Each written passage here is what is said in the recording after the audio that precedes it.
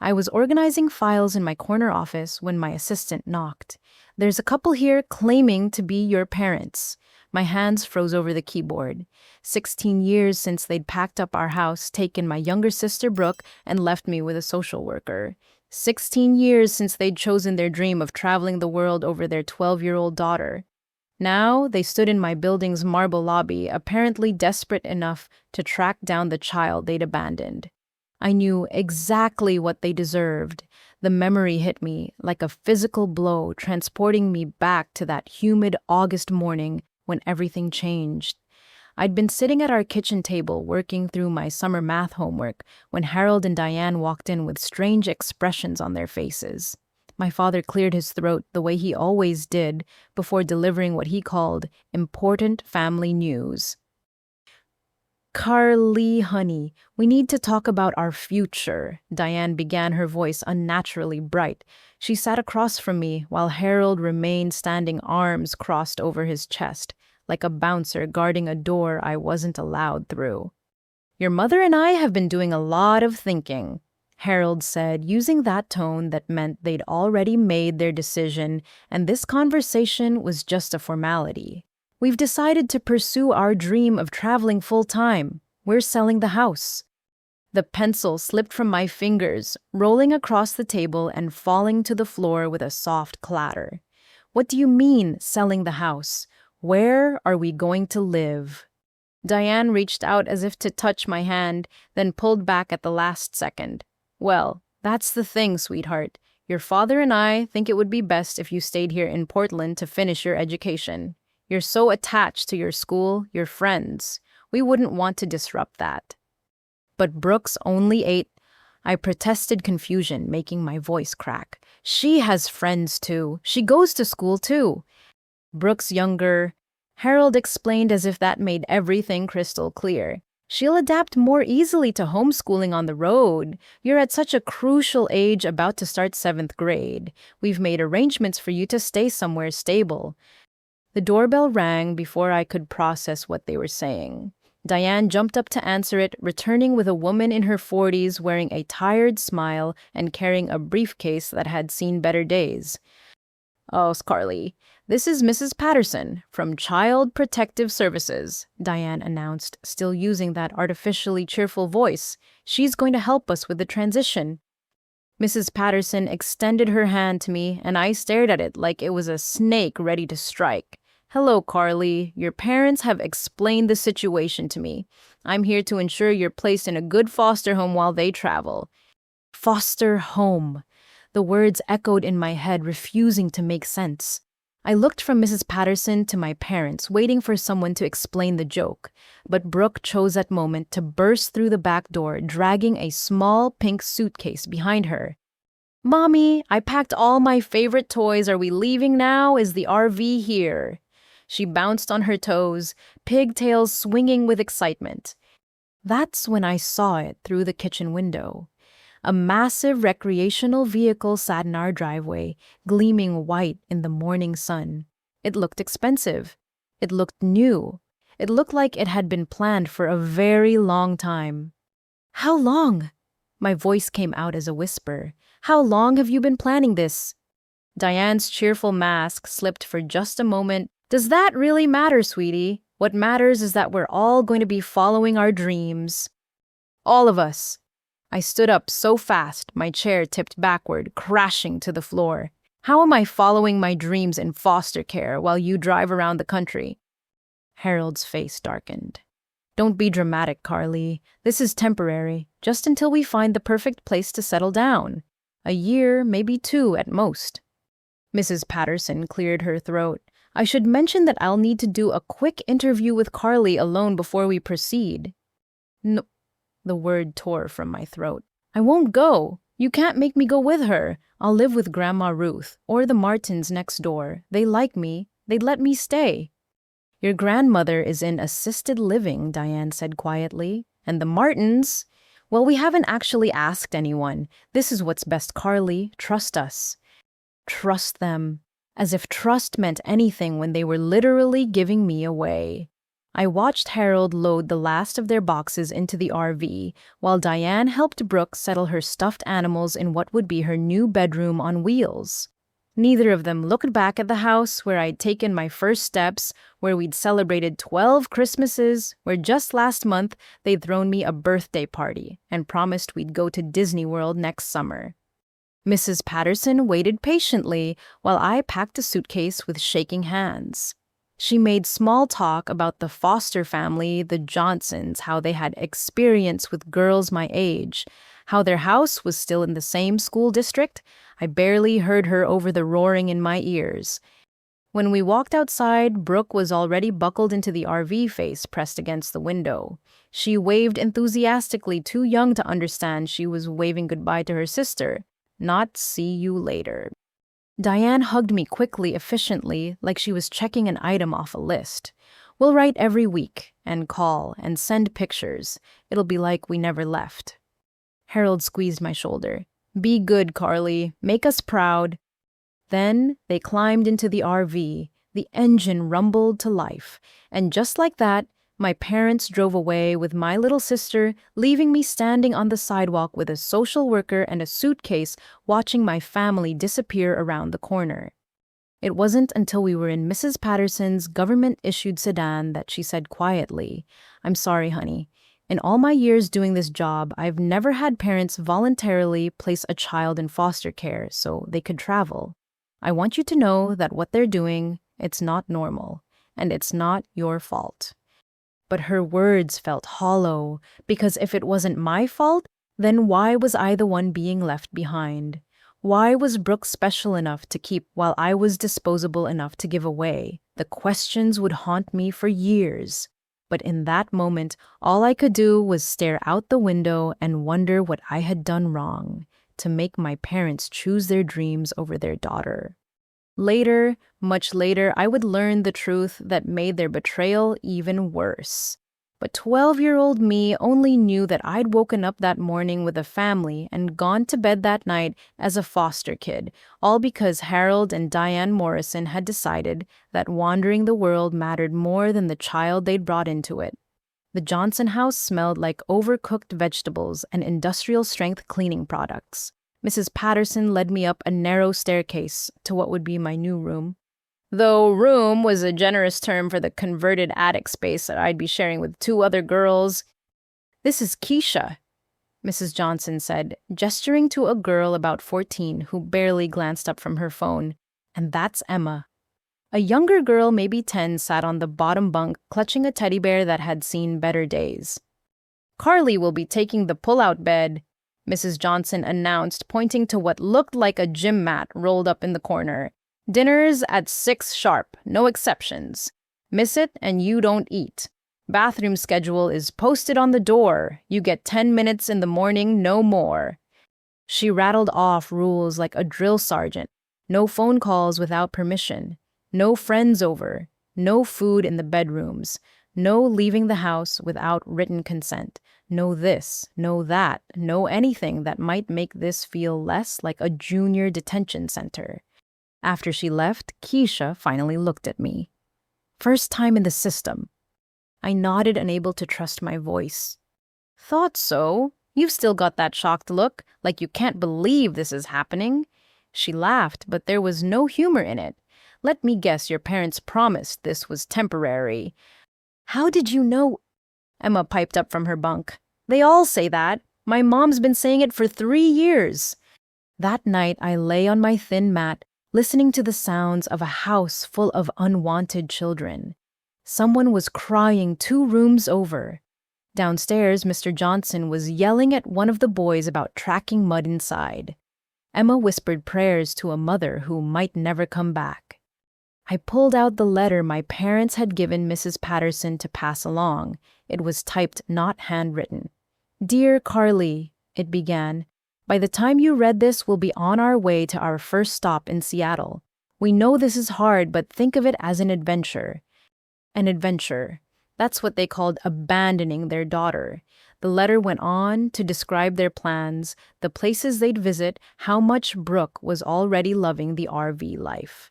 At the bottom, they'd included a P.O. box address where I could send letters until they figured out a more permanent solution.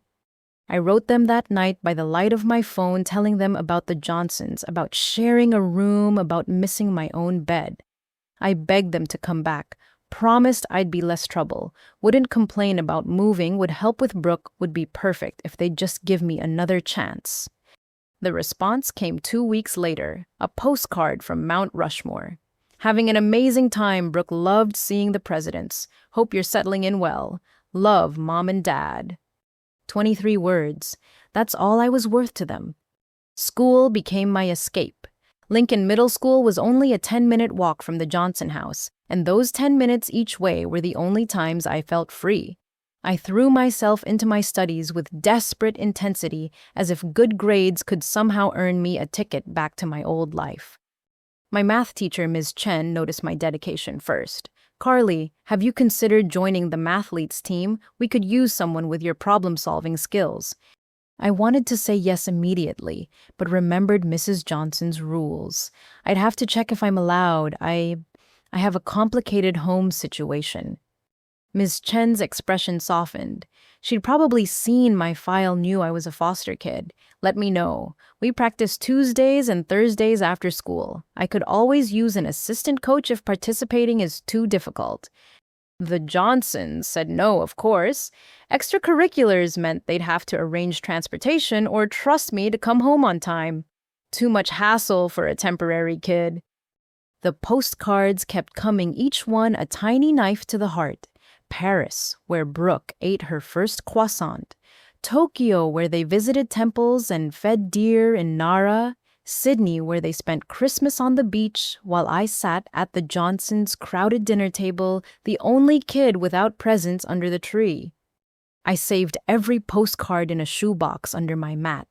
At night, when Emma's prayers and Keisha's music couldn't drown out my thoughts, I'd spread them out like tarot cards, trying to divine some hidden message that said they missed me, that they were coming back, that this really was temporary like they'd promised. 3 months into my stay, a new boy arrived at the Johnson house. Marcus was 13, angry and full of information about the foster care system that nobody else would tell me. "Your parents getting money for keeping you away?" he asked one afternoon when the Johnsons were out. "What noted they're traveling? They're spending money not making it." He snorted. "Check again. Bet they're getting aid for you somehow. Government doesn't just let people dump kids without consequences." I didn't believe him at first, but the seed was planted. During computer time at school, I started researching child abandonment laws, foster care regulations, anything that might explain why my parents had found it so easy to leave me behind. That's when I stumbled across their blog, The Minimalist Family Adventure, complete with professional photos and weekly posts about their journey. Harold wrote about the freedom of the open road. Diane shared recipes for cooking in an RV kitchen. Brooke had her own section where she talked about homeschooling activities and making friends at campgrounds. And me, I was erased, edited out like a bad photo. In their About Us section, they described themselves as a family of 3 pursuing their dreams of location independence. 3, not 4, 3. I read post after post, looking for any mention of the daughter they'd left behind, finally buried in the comments of a post about making tough choices for your family's future. Someone asked if they had other children. Diane's response made me physically sick. "We believe every family member should follow their own path. Sometimes that means making difficult decisions about what's best for everyone involved." That night, I showed Keisha the blog on my phone. She read quietly, then handed it back. "Girl, that's messed up. They're acting like you never existed." 24,000 followers, I whispered. "They're making money off this, off leaving me." "Welcome to the real world," Keisha said, but she put her arm around me as I cried into my pillow, muffling the sound so the Johnsons wouldn't hear. The next morning, I woke with new resolve. If my parents could rewrite their story without me, then I'd write my own. I started keeping a journal, documenting everything. The good days when teachers praised my work. The bad days when foster kids came and went like ghosts. The terrible days when I'd see a family at the mall and have to lock myself in a bathroom stall to cry. 6 months in, the Johnsons announced they were taking a break from fostering teenagers. Keisha, Marcus, and I would be reassigned. As Mrs. Patterson loaded my single suitcase into her car again, Mrs. Johnson handed me an envelope. "These came for you over the months," she said. "I forgot to give them to you." Inside were 17 letters I'd written to my parents, all marked "Return to Sender," no forwarding address. They'd given me a fake P.O. box. They'd never intended to read anything I wrote. That night, in my new placement with an elderly couple who needed the foster care checks to supplement their retirement, I made myself a promise. I wouldn't waste any more tears on Harold and Diane Morrison. Instead, I'd become someone they'd regret throwing away. Someone successful, powerful, and completely self-made. But first, I had to survive. And in the foster system, survival was a full-time job with no vacation days and no one to complain to when the work got too hard. Just like my parents wanted, I was learning to be independent.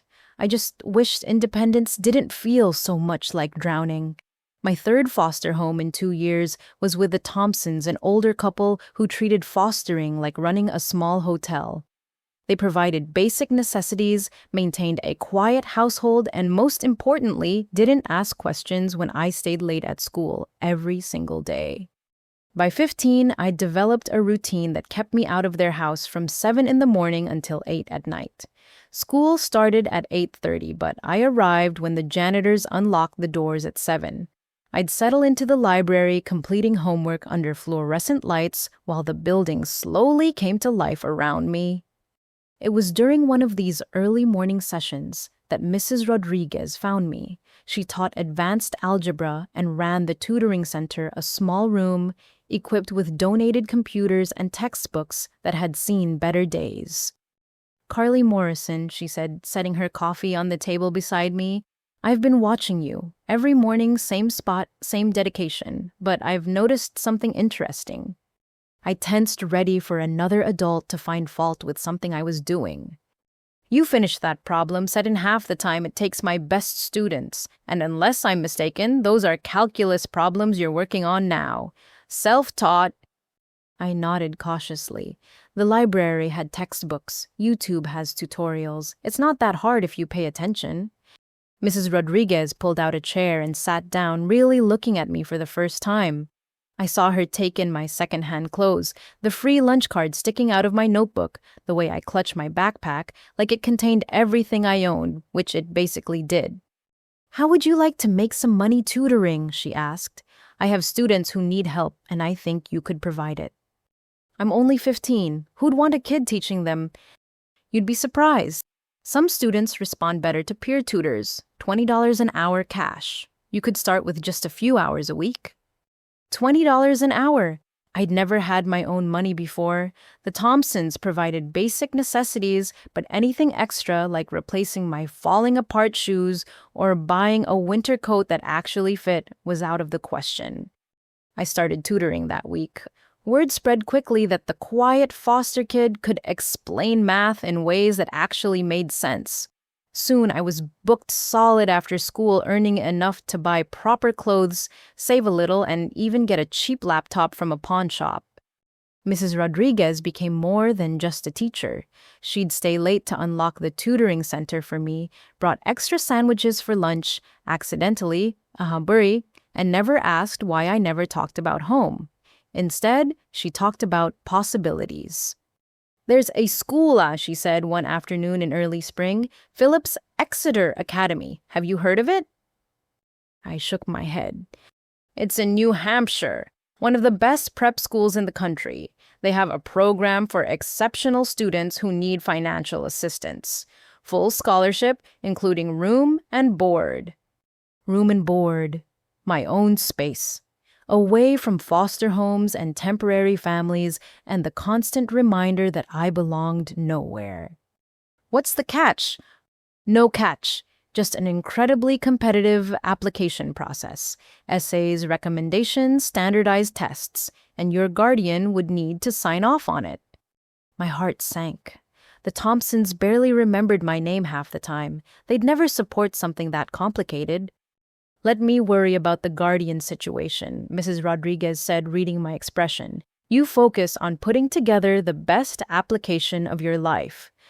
We worked on it for months.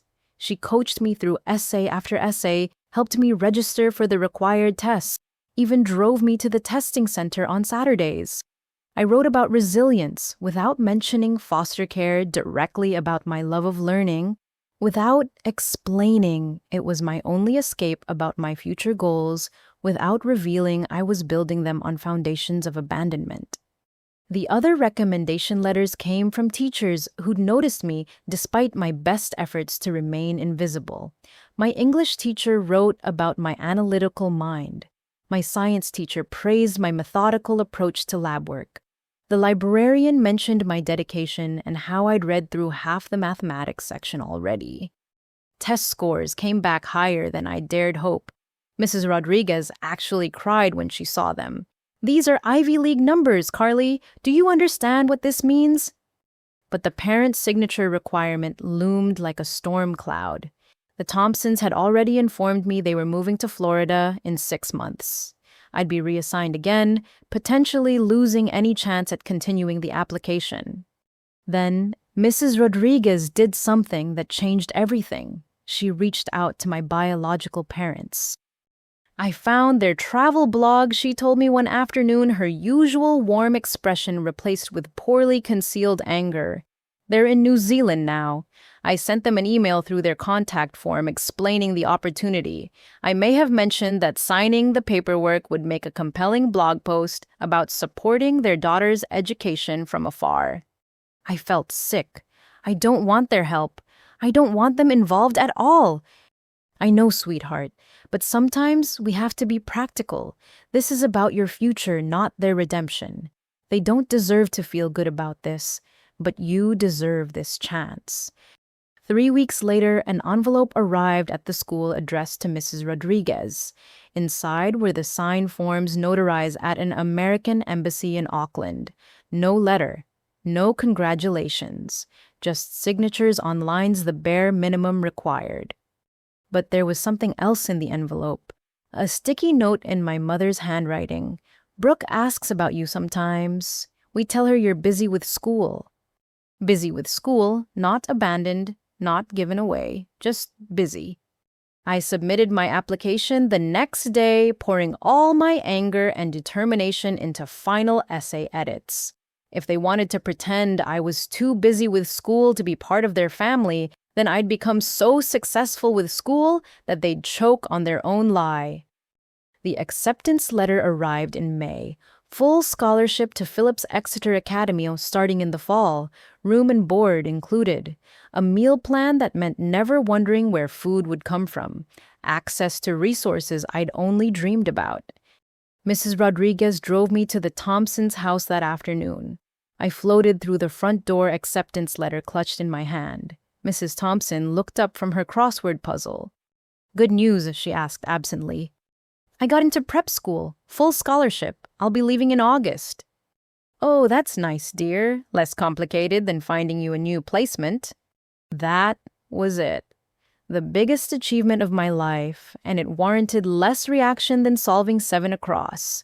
But Mrs. Rodriguez was waiting in the car to take me out for a celebration dinner, and that mattered more than any foster parent's indifference. You know what this means?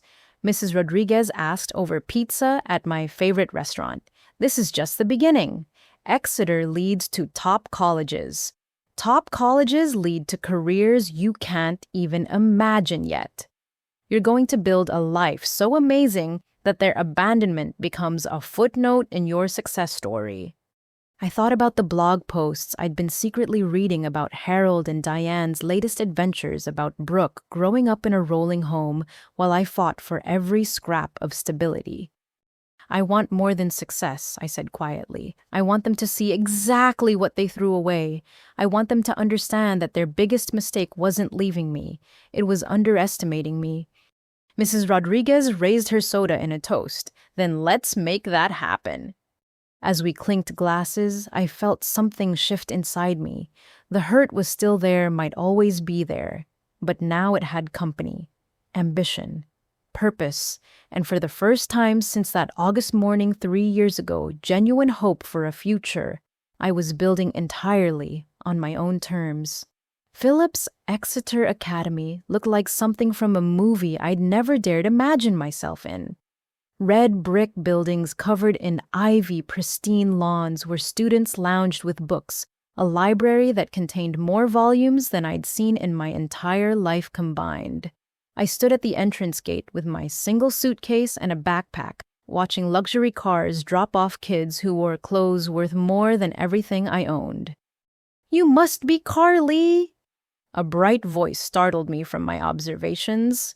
A girl with short black hair and an infectious smile bounded over. "I'm Charlotte Kim, your roommate. Come on, I'll help you get settled." She grabbed my suitcase before I could protest, chattering about orientation schedules and the best places to study. Our dorm room was small but clean, with 2 beds, 2 desks, and a window overlooking the quad. Charlotte had already decorated her side with photos and colorful tapestries. "Oh, sorry about the explosion of stuff," she said, gesturing to her decorations. "My mom goes overboard with dorm shopping. Speaking of which, she sent enough snacks to feed a small army. Please help me eat them, or I'll gain the freshman 15 in my junior year." I set my backpack on the bare bed, trying not to stare at her family photos. Parents who smiled genuinely, a younger brother making bunny ears behind Charlotte's head, what looked like a family vacation to Disney World. "Is that all your stuff?" Charlotte asked, then immediately blushed. "Sorry that came out wrong. I just meant, if you need anything, I have extras of basically everything. My mom has a shopping problem." That first night, I lay in my narrow dorm bed, listening to Charlotte's gentle breathing and the unfamiliar sounds of a building full of teenagers with bright futures. For the first time in 3 years, I had my own space, my own key, my own tiny corner of the world that couldn't be taken away at someone else's whim. Classes at Exeter were like jumping into the deep end of an ocean after learning to swim in a bathtub.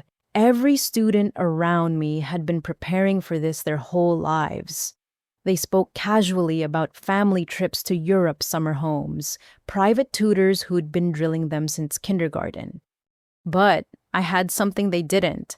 The knowledge that this opportunity wasn't guaranteed, wasn't a birthright, could disappear if I didn't grip it tight with both hands. While my classmates complained about early morning classes, I was in the library by 5 a.m. While they went to parties on weekends, I was building something on my laptop that would change everything. It started as a simple project from my computer science class. We were supposed to create a basic program that solved a real-world problem. While browsing through business forums late one night, I noticed the same complaint repeated endlessly. Small businesses struggled with inventory management systems that were either too expensive or too complicated. So I built something simple, clean interface, intuitive design, cloud-based, so it could be accessed anywhere. I named it Streamline OS and posted it on a few forums for feedback. The response was immediate. Small business owners loved it. They offered to pay for additional features for customization for ongoing support. By the end of my junior year, I was managing a growing client base and making more money than some of my teachers. Charlotte became my unofficial business partner, helping with marketing and customer relations while I handled the technical side. Her family unofficially adopted me, insisting I spend holidays at their house in Boston instead of the empty dorms. "You know you're part of the family now," Charlotte's mom said during Thanksgiving dinner, my senior year, passing me the sweet potatoes like it was the most natural thing in the world. "Charlotte says you're applying to MIT. We're so proud of you." Proud. Such a simple word, but it hit me like a physical blow. I excused myself to the bathroom and cried quietly, overwhelmed by the casual kindness of being included without question or condition. College applications consumed my senior fall. My guidance counselor, Mr. Brooks, helped navigate fee waivers and financial aid forms. "Your story is compelling," he said, reviewing my essays. But make sure you're not defined only by what happened to you. Show them who you're becoming. Who I was becoming. A young woman with a growing business, perfect grades, and recommendations that called me exceptional and resilient and destined for greatness. Someone who still checked her biological parents' blog late at night, noting how Brooke had grown tall and confident, how they'd settled temporarily in Colorado, how they still described themselves as a family of three. The acceptance letters arrived in March. MIT, Stanford, Harvard, Princeton, full rides to all of them. Charlotte screamed loud enough to bring half the dorm running when I showed her the MIT acceptance. "We're going to be in the same city," she squealed, waving her own acceptance to Harvard. "This is perfect." Graduation day dawned bright and clear. Parents filled the auditorium, cameras, ready tissues in hand. I sat with my classmates, trying not to notice the empty seats where my family should have been. Then I heard my name called for the Mathematics Award, the Computer Science Award, the Headmaster's Prize for Exceptional Achievement.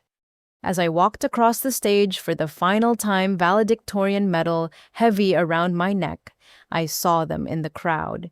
Mrs. Rodriguez, who'd driven up from Portland. Charlotte's entire family cheering like I was their own daughter. My computer science teacher recording on his phone. The librarian who'd let me stay past closing. My chosen family assembled without planning or blood ties there because they wanted to be. After the ceremony, as families took photos and made dinner plans, an email notification popped up on my phone. My heart stopped. It was from Brooke. "Hi, Carly. I'm 14 now. I've been trying to find a way to contact you for years, but Mom and Dad monitor everything. I'm using a computer at a library in Denver while they think I'm at a study group. I miss you every single day. They told me you didn't want to talk to us, that you were too busy with your important life to care about your little sister, but I never believed them. I remember how you used to read to me, how you taught me to tie my shoes, how you always saved the last cookie for me. Please, if you get this right back, even if you are too busy, even if you don't want me in your life, just let me know you're okay. Love, Brooke. P.S. I kept the stuffed elephant you gave me for my 6th birthday. I still sleep with it every night." I sank onto a bench phone, shaking in my hands. Charlotte found me there 20 minutes later, tears streaming down my face. "What's wrong?" She sat beside me, arm immediately around my shoulders. "Did something happen?" I showed her the email. She read it twice, her expression darkening with each word. "Those bastards," she whispered. "They told her you didn't want contact." She was only 8 when they left. She believed whatever they told her. I wiped my eyes, anger beginning to replace grief. All these years she thought I abandoned her, just like they abandoned me. So write back, tell her the truth. And say that our parents are liars who threw me away to live their best life. She's still stuck with them, still dependent on them. What good would the truth do? Charlotte squeezed my hand. The truth would tell her she's not alone, that she has a sister who loves her and is building a life where there's room for her too. That night, in the quiet of my empty dorm room with boxes packed for MIT, I wrote back to Brooke. I told her about Exeter, about my business, about the future I was building. I didn't mention the foster homes or the nights I'd cried myself to sleep or the way our parents' postcards had felt like tiny rejections. Instead, I made her a promise. "I'm working hard to build something amazing, Brooke, and when you're 18, when you're free to make your own choices, there will always be a place for you with me. Always. Your sister who loves you more than words can say, Carly." I sent the email from a new account I created just for her, one our parents couldn't monitor or control. Then I finished packing, ready to start the next chapter of a story I was writing entirely on my own terms. But I should have known Harold and Diane Morrison wouldn't let their narrative be challenged so easily. The truth about what they'd done in those traveling years was darker than even I had imagined, and soon enough, it would all come crashing into the light. MIT hit different than Exeter. Here I wasn't the charity case made good. I was just another hungry mind in a sea of brilliance, and I loved the anonymity of it. My dorm room at McCormick Hall was twice the size of my foster care accommodations, but half the size of Exeter's, and that felt exactly right. Not too much, not too little. Just enough space to build an empire. I threw myself into coursework with the same intensity that had carried me through high school, but now I had a secret weapon. Streamline OS was generating steady income. While my classmates took on crushing student loans or called home for money, I was financially independent. The feeling was intoxicating. By sophomore year, Streamline OS had grown beyond my ability to manage alone. I hired two other MIT students, Aaron and Priya, both computer science majors, who understood code better than social interaction. We worked out of my dorm room at first 3 laptops and a whiteboard covered in algorithms, surviving on pizza, and the kind of ambition that only comes from having something to prove. "You know what this needs," Aaron said one night at 3 a.m., spinning in his desk chair. "Machine learning integration. Predictive analytics for inventory management. We could help businesses order supplies before they even know they need them." "That's a completely different product," Priya argued. "We should focus on perfecting what we have."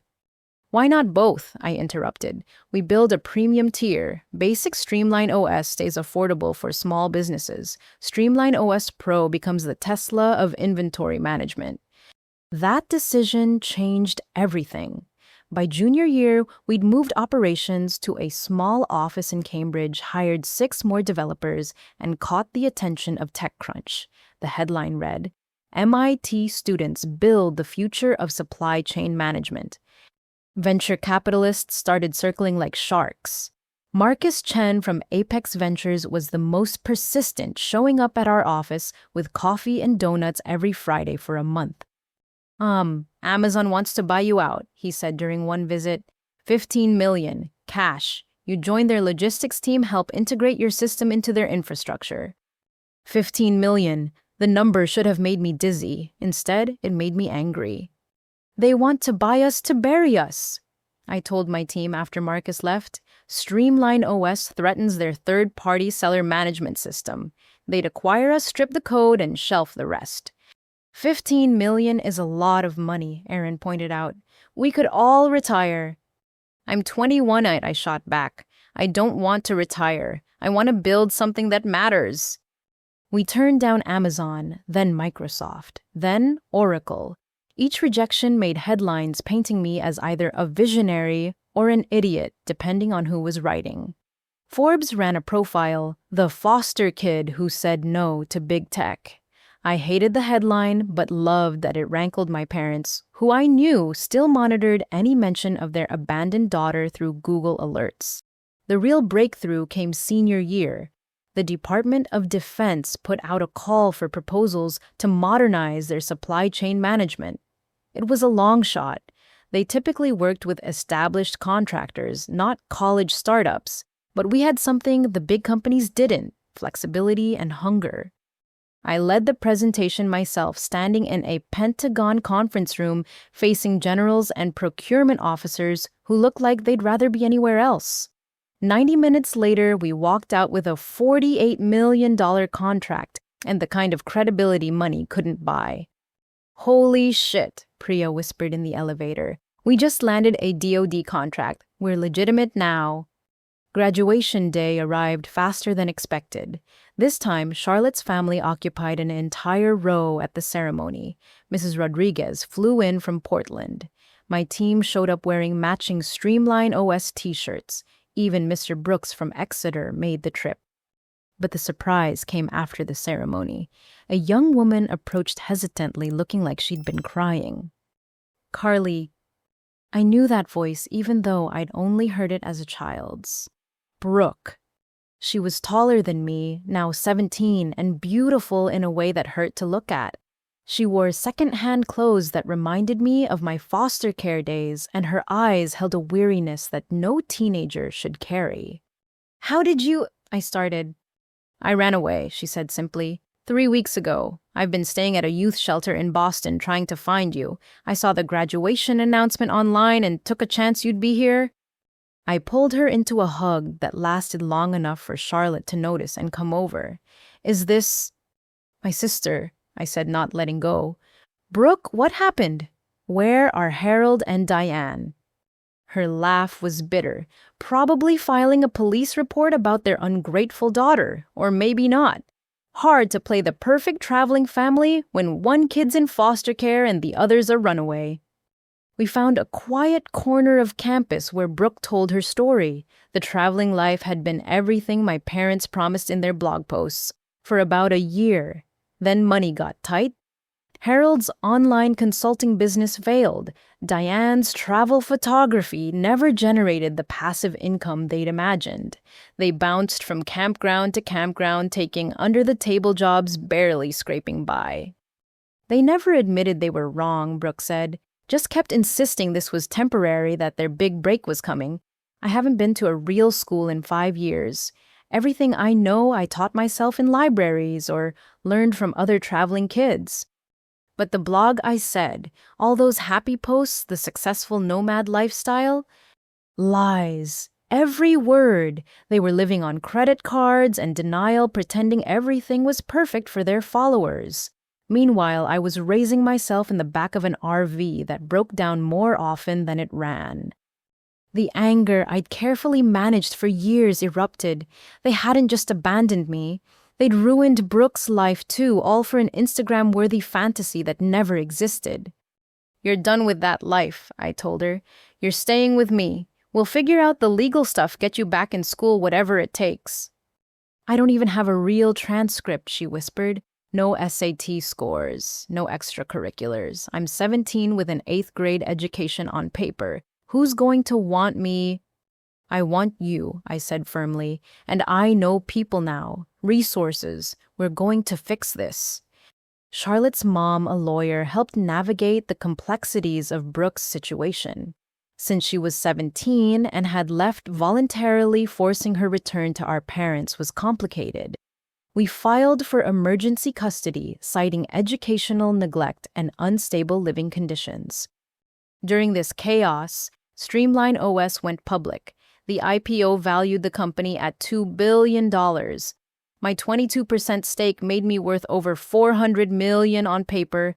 The financial press went wild. MIT's youngest self-made multi-millionaire. From foster care to Forbes list. The orphan who built a tech empire. I hated every headline, but I loved what the money could do.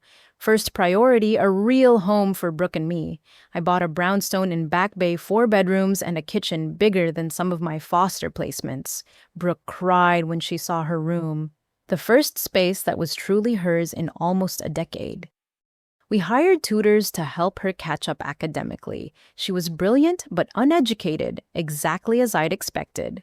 Within 6 months, she'd tested into appropriate grade levels. By the following fall, she was enrolled at a private school with support services for non-traditional students. That's when the first email from our parents arrived. Congratulations on your success, it read. We always knew you were destined for great things. Your determination and independence were why we made the difficult decision to let you forge your own path. We're proud of how you've honored the values we instilled in you. We hope someday you'll understand that our choices, however painful, came from love. I read it 3 times each word, stoking my fury. They were trying to take credit for my success, to spin their abandonment as some kind of twisted gift. The narcissism was breathtaking. Brooke saw it on my laptop screen. Are you going to respond? No, they don't deserve words. They deserve consequences. What kind of consequences? I looked at my sister, still too thin, still catching up on years of lost education, still healing from wounds our parents inflicted in pursuit of their selfish dreams. The kind that comes from watching your abandoned children thrive without you. The kind that comes from being exposed as the frauds they are. The kind that comes from realizing too late that they threw away the only things that actually mattered. But I underestimated Harold and Diane Morrison. They weren't content to watch from the sidelines. If they couldn't be part of our success story, they'd try to rewrite it entirely. And their first move was about to shatter the careful life I'd built for Brooke and myself. The nightmare started with a phone call at 2 in the morning. Unknown number, but something made me answer. "Is this Carly Morrison?" The voice was professionally detached. "This is Detective Walsh with the Boston Police Department. We have your sister Brooke here at the station. There's been an incident." I drove through empty Boston streets, my hands gripping the steering wheel hard enough to hurt. Brooke had been doing so well, thriving in school, making friends, seeing a therapist who specialized in educational trauma. What could have possibly happened? The police station smelled like burnt coffee and industrial disinfectant. Brooke sat in the lobby, still in her pajamas, looking smaller than her 20 years. A female officer sat beside her, speaking softly. "What happened?" I rushed to my sister, checking for injuries. Detective Walsh appeared with a tablet. "Your parents filed a missing person report 3 years ago. Tonight, someone recognized Brooke from an age-progressed photo and called it in. We had to bring her in for verification." "She's 20 years old," I said. "She left them 3 years ago. How is this still active?" According to their report, she was mentally unstable and possibly kidnapped. They've been running a campaign to find her, appearing on podcasts about missing children, maintaining social media pages, asking for information. Brooke laughed, but it sounded like breaking glass. Mentally unstable. They mean I was unstable enough to see through their lies.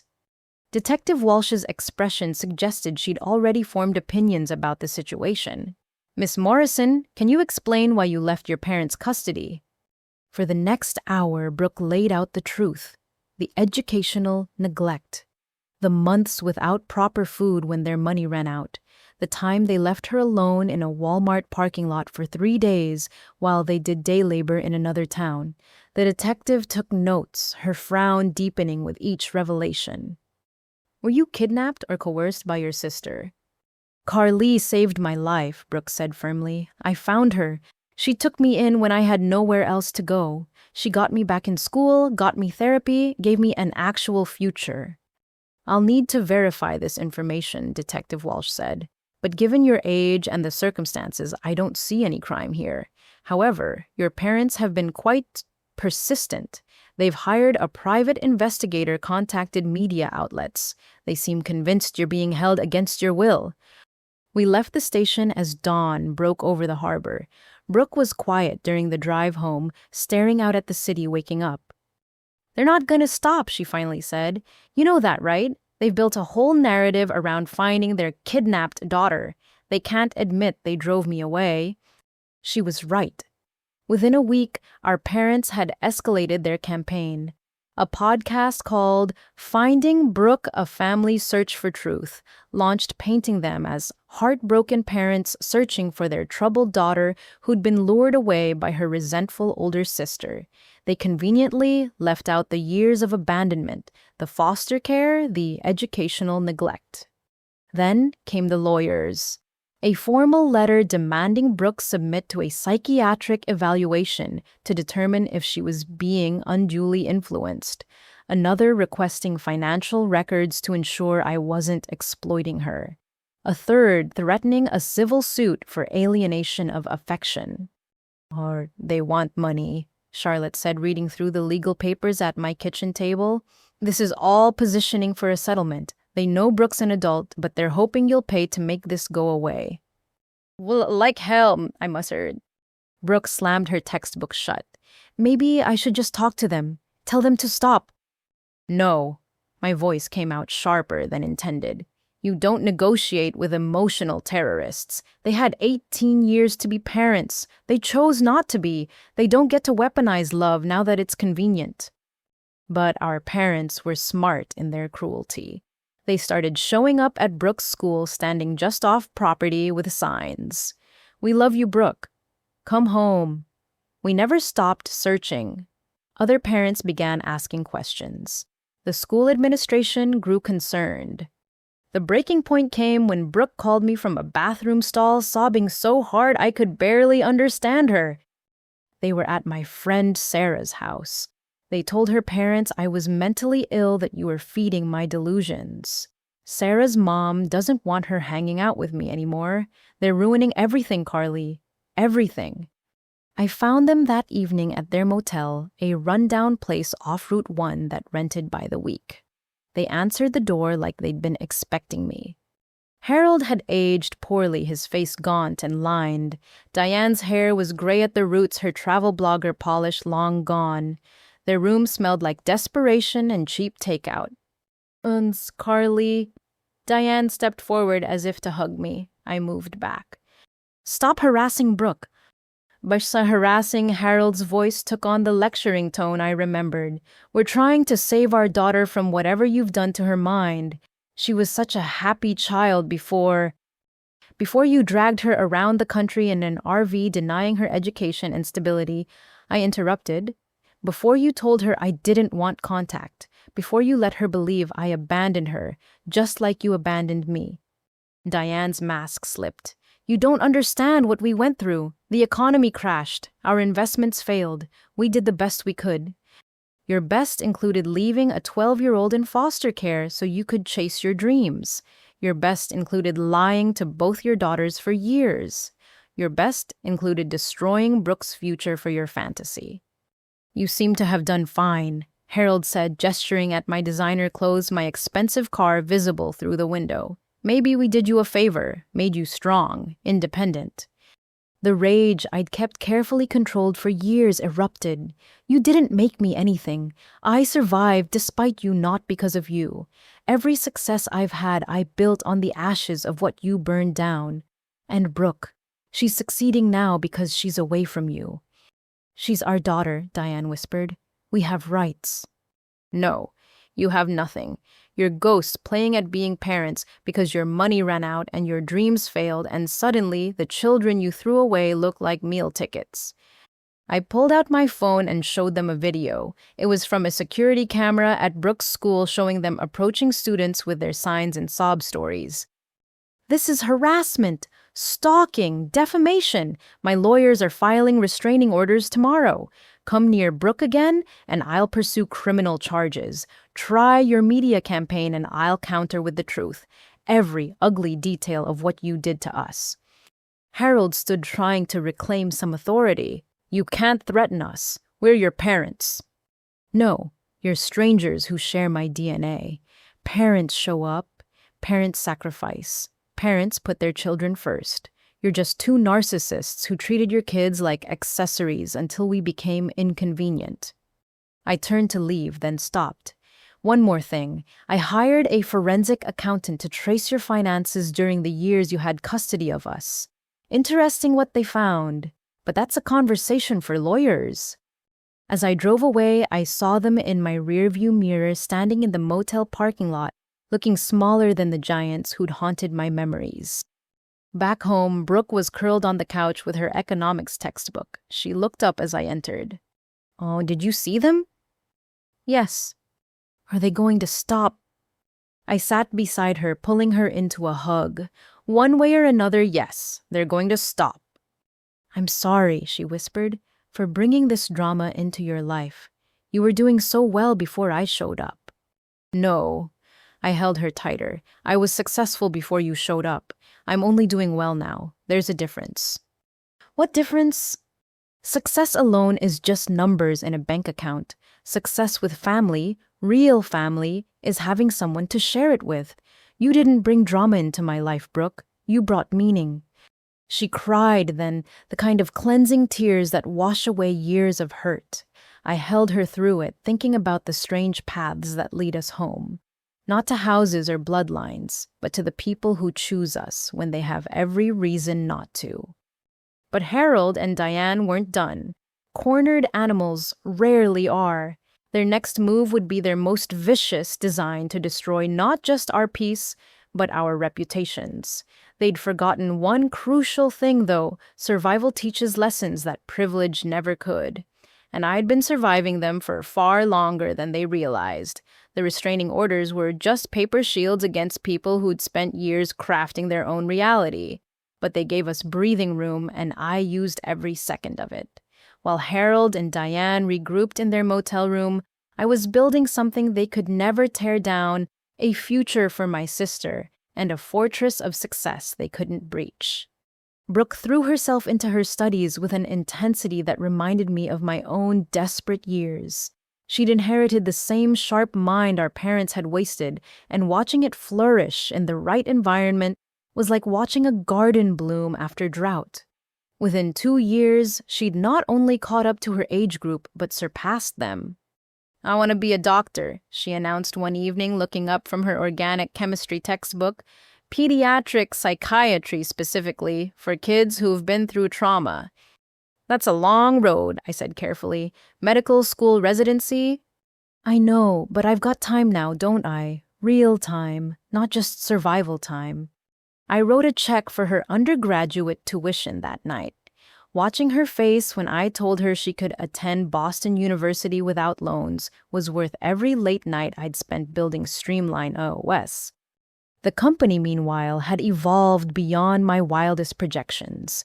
We'd expanded into predictive analytics, artificial intelligence integration, and blockchain verification for supply chains. Fortune 500 companies were licensing our software. The Department of Defense contract had opened doors to other government agencies. "We need to talk about your public profile," my head of PR, Janet, said during a Monday morning meeting. "You're becoming a household name in tech, but you're still a mystery. The foster kid CEO story has legs, but people want more. They want to know who Carly Morrison really is." "They want drama," I corrected. "They want the sob story, the triumphant rise, the inspirational quotes they can share on LinkedIn." "Would that be so bad? Your story could inspire thousands of kids in similar situations." I thought about the 12-year-old girl standing on a sidewalk with a suitcase watching her family drive away. My story isn't finished yet. When it is, maybe I'll tell it. Not before. But the universe has a way of forcing your hand. The call came on a Tuesday afternoon while I was reviewing expansion proposals for our European offices. "Hello." My assistant's voice was strange. "There's a reporter from the Boston Globe on line 1. She says it's about your parents. Something about fraud charges." My blood chilled. "Transfer her." The reporter, Sandra Vega, was direct. "Ms. Morrison, I'm investigating a pattern of financial fraud involving Harold and Diane Morrison. Your name has come up in several documents. Can we meet?" We met at a quiet cafe in Cambridge. Sandra laid out her findings like a prosecutor building a case. My parents hadn't just failed at travel blogging, they'd left a trail of destruction across 12 states. Unpaid campground fees, bounced checks, credit card fraud using fake business names. "But here's where it gets interesting," Sandra said, sliding a document across the table. "These are Social Security records. Your parents were collecting survivor benefits for you until you turned 18. Benefits that were supposed to go to your guardians for your care. My foster families never mentioned because they never received them. Your parents kept collecting using a P.O. box in Oregon as your supposed address. That's federal fraud." The room spun slightly. All those nights in foster care wearing shoes held together with duct tape stretching free lunch as far as it would go, while my parents collected money meant for my care. "There's more. They took out credit cards in both your and Brooke's names when you were minors. Maxed them out, destroyed your credit before you even had a chance to build it." I remembered the struggle to get my first bank account, the rejections for student credit cards despite my perfect payment history with Streamline OS. I'd assumed it was just foster kid stigma. It was parental sabotage. "Why are you telling me this?" I asked. "Because they're trying to claim you and your sister owe them support. They've hired a lawyer who specializes in filial responsibility laws. They want to force you to pay their debts based on state statutes about children supporting indigent parents." "That's insane." That's desperate, and desperate people are dangerous. I'm running this story with or without your comment, but I thought you deserved to know what's coming. I gave Sandra my statement that afternoon. Facts, only no emotion. The abandonment, the foster care, the fraud. Let the facts speak louder than any sob story could. The article ran 3 days later. Tech CEO's parents accused of years-long fraud scheme made the front page of the business section. By noon, it was trending on social media. By evening, my phone wouldn't stop ringing. Brooke found me on the roof deck of our brownstone that night, staring out at the city lights. "You okay?" She sat beside me, handing me a cup of tea. I spent so many years afraid they'd expose me as the damaged foster kid. Turns out I was the one with the power to expose them. "How does it feel?" "Empty," I admitted. I thought vindication would feel like victory. Instead, it just feels sad. They had everything. 2 daughters who loved them, a home, possibilities. They threw it all away for a fantasy they saw on Instagram. "Maybe that's the real tragedy," Brooke said quietly. "Not that they failed us, but that they failed themselves. They could have been happy with what they had. Instead, they destroyed it chasing what they thought they wanted." My phone buzzed. Charlotte checking in for the 5th time that day. Then Aaron and Priya in our group chat. Mrs. Rodriguez sending hearts and support. My board of directors expressing confidence. The family I'd built circling wagons around Brooke and me without being asked. "We won," I said suddenly. "The fraud case, it hasn't even—" "No, life. We won life. Look at us. Look at what we've built. They're in a motel room reading about their failures in the newspaper. We're on a roof deck of a home we own planning your medical school applications, surrounded by people who actually love us. We won." Brooke leaned against my shoulder. "So what do we do now?" "Now we keep building. I'm launching a scholarship fund for foster kids interested in STEM. Full rides just like I got. And we're going to fund your clinic idea, the one for traumatized kids. We're going to take every bit of pain they cause and transform it into something that helps others." "They'll hate that. Us using our success to help other kids they failed." "Good. Let them hate it from their motel room while reading about it in the Forbes article Janet's arranging. From foster care to Fortune 500. How Carly Morrison is revolutionizing tech and philanthropy." Brooke laughed, the sound bright against the Boston night.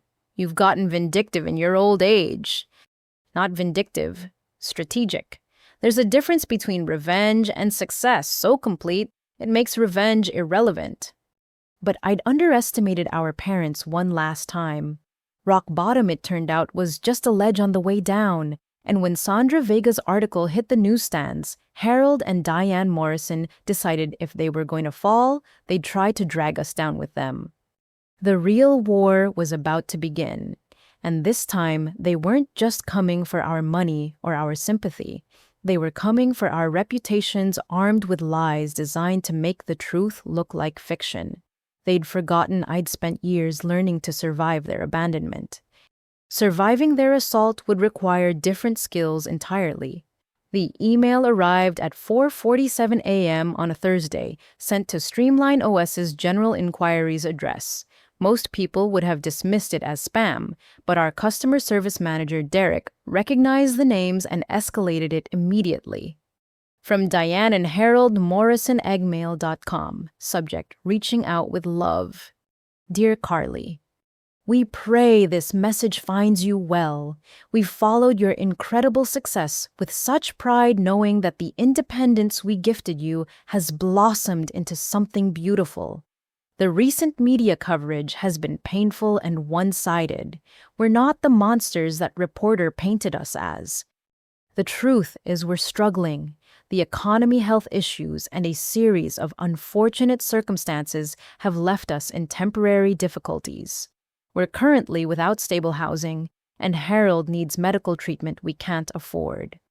We're not asking for much, just a chance to explain our side to heal our family. Perhaps we could meet for coffee. We're staying at the Travelers Inn on Route 1, room 23. We'll be here through the end of the month if the money holds out. We've always loved you, even when that love meant letting you fly free. Mom and Dad. I read it 3 times over my morning coffee, each word stoking a fresh wave of anger. The manipulation was masterful. The religious opening, the reframing of abandonment as a gift, the medical emergency, the specific room number designed to guilt me into visiting. Delete it, Brooke said, reading over my shoulder. They're just fishing for a response. But I couldn't delete it. Instead, I forwarded it to my legal team with instructions to document everything. If they wanted to play the loving parents card, I'd need evidence of their real intentions. By lunch, 3 more emails had arrived, each more desperate than the last. The final one included photos.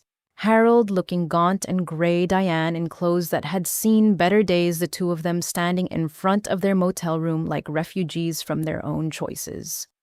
They're escalating, Janet observed during our afternoon meeting. This is coordinated with something bigger. She was right. That evening, a blog post appeared on their revived travel site, an open letter to our daughters. It was a masterpiece of revisionist history, painting them as misunderstood parents who'd made hard choices for their children's benefit. They claimed I'd been troubled, violent, even that foster care was recommended by therapists they couldn't afford.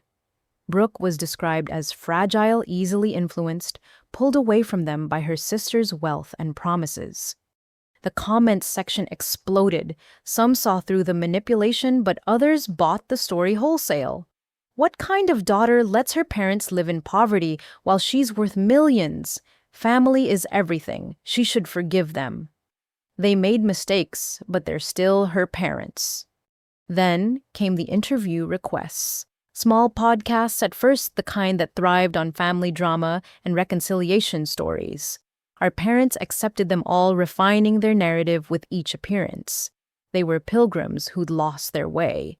They were parents who'd loved too much, trusted too deeply in their children's strength. They were victims of a vindictive daughter who'd poisoned their youngest against them. We need to respond, Janet urged. Silence looks like guilt. No, I decided. Let them talk. Every interview, every blog post, every social media plea. It's all evidence of harassment. We document everything and wait. But waiting got harder when they found my board members.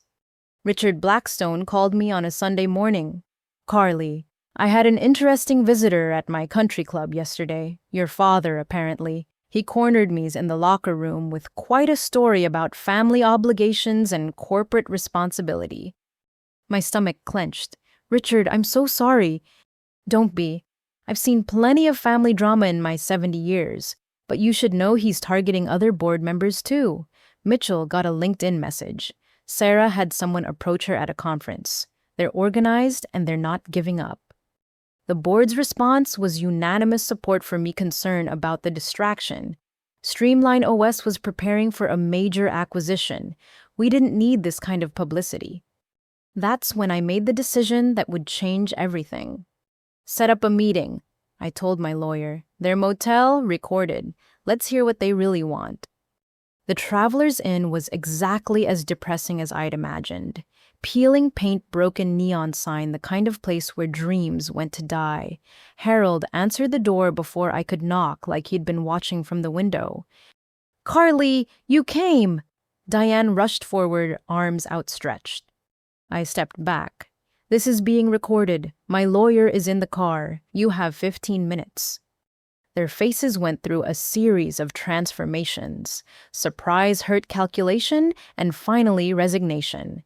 They led me into a room that smelled of mildew and microwaved food. 2 suitcases in the corner. A laptop on the bed, probably for managing their campaign against me. You look good, Harold said, settling into a chair that had seen better decades. Success suits you. What do you want? Diane clutched a tissue she didn't need. We want our family back. We want to make things right. Interesting way of showing it. Harassment, defamation, stalking my board members. We're desperate, Harold admitted. Do you know what it's like to see your daughter's face on magazine covers while you're counting change for ramen noodles? I know what it's like to wear shoes held together with duct tape while my parents collected Social Security benefits meant for my care. Should we compare notes on desperation? Diane flinched. Harold's jaw tightened. The masks were slipping. That money went to Brooke's education, Diane said weakly. Brooke hasn't seen the inside of a classroom since she was 12. Try again. Fine. Harold leaned forward, abandoning pretense. We made mistakes. Bad investments, poor planning. But we're your parents. You have a moral obligation. I had parents who had a moral obligation. They chose an RV over their daughter. That dissolved any obligations on my part. You're worth hundreds of millions, Diane whispered. We're not asking for much, just enough to get back on our feet. Find a small apartment, get Harold his medical treatment.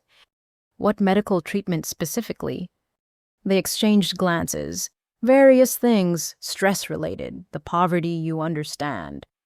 I laughed, surprising all of us. You're not even good at lying anymore. There's no medical issue. There's no tragic circumstance. There's just two people who gambled their children's futures on a lifestyle blog and lost. 50,000, Harold said suddenly. 50,000 and we disappear. You'll never hear from us again. We'll sign whatever you want. No. 25,000, that's nothing to you. Pocket change. The answer will always be no, not because of the money, because you still don't understand what you did. You're not asking for help.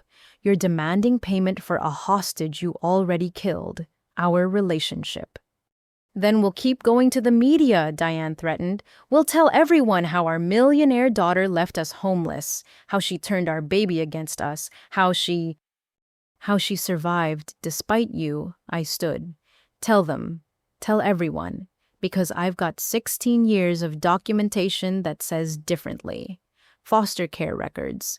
School reports about the girl who did homework by streetlight because the Johnson house turned off electricity at 9. Therapy notes about abandonment trauma. Credit reports showing the fraud you committed in your children's names.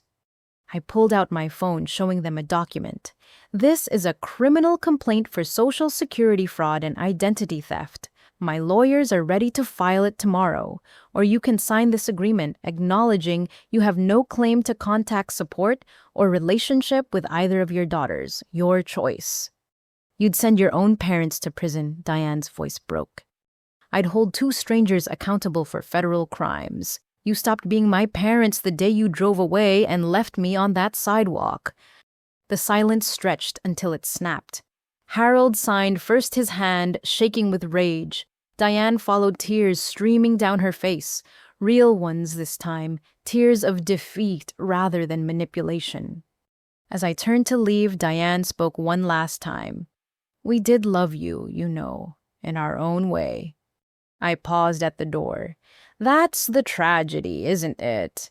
Your love was so small it fit in the space between what you wanted and what you were willing to sacrifice. Mine was big enough to survive without you. Brooks was big enough to escape, and neither of us will ever make that mistake again. I left them in that dingy motel room with their signatures and their suitcases and their small, selfish love. The parking lot felt like freedom. The car felt like victory. But my lawyer's expression when I slid into the passenger seat suggested the war wasn't over. They'll violate this agreement, he warned. People like that always do. He was right, of course, but what happened next surprised even my cynical legal team. Because Harold and Diane Morrison had one more card to play, and it was uglier than anything I'd imagined. They were about to gamble with the only thing they had left, the truth twisted into a weapon aimed straight at everything I'd built. 3 weeks of blessed silence followed the motel meeting. Brooke focused on her MCAT prep. I dove into negotiations for Streamline OS's largest acquisition yet, a Swedish AI company that would triple our capabilities. For a brief moment, I let myself believe Harold and Diane would honor their agreement. The first sign of trouble came through Charlotte, who'd moved to New York for her job at a prestigious law firm but kept tabs on Boston news. Carly, you need to see this, she said during our weekly video call. There's a blog making rounds, abandoned by our millionaire daughter, a parent's heartbreak. My heart sank. They're violating the agreement already. Not exactly. The blog is anonymous, but the details? It's obviously them. And it's gaining traction. Mommy bloggers are sharing it. Parenting forums are debating it. Someone even started a GoFundMe. I pulled up the blog while Charlotte waited. The writing was polished, professional. Nothing like my parents' usual rambling style. Someone was helping them, coaching them on how to skirt legal boundaries while maximum damage. Uh, Listen to this, I read aloud. We never imagined our daughter would grow so cold. Success changed her, hardened her heart against the people who gave her life. We see her in magazines smiling at galas, donating millions to strangers while we count pennies for groceries. We don't want her money. We want her to remember the love we once shared before ambition replaced affection. That's vile, Charlotte said. Who's writing this for them? I had my suspicions confirmed when Derek forwarded a new email that had come through the company's press inquiries. Ms. Morrison, I'm Rebecca Sterling, a filmmaker, documenting family estrangement in the digital age. I've been speaking with individuals claiming to be your parents about their story. I'd love to hear your perspective for balance. Perhaps we could arrange an interview, a documentary. They'd found someone willing to platform their lies for content. Don't respond, my lawyer advised. Any engagement legitimizes their narrative. But staying silent grew harder as the campaign intensified. The anonymous blog posted daily, each entry more heart-wrenching than the last.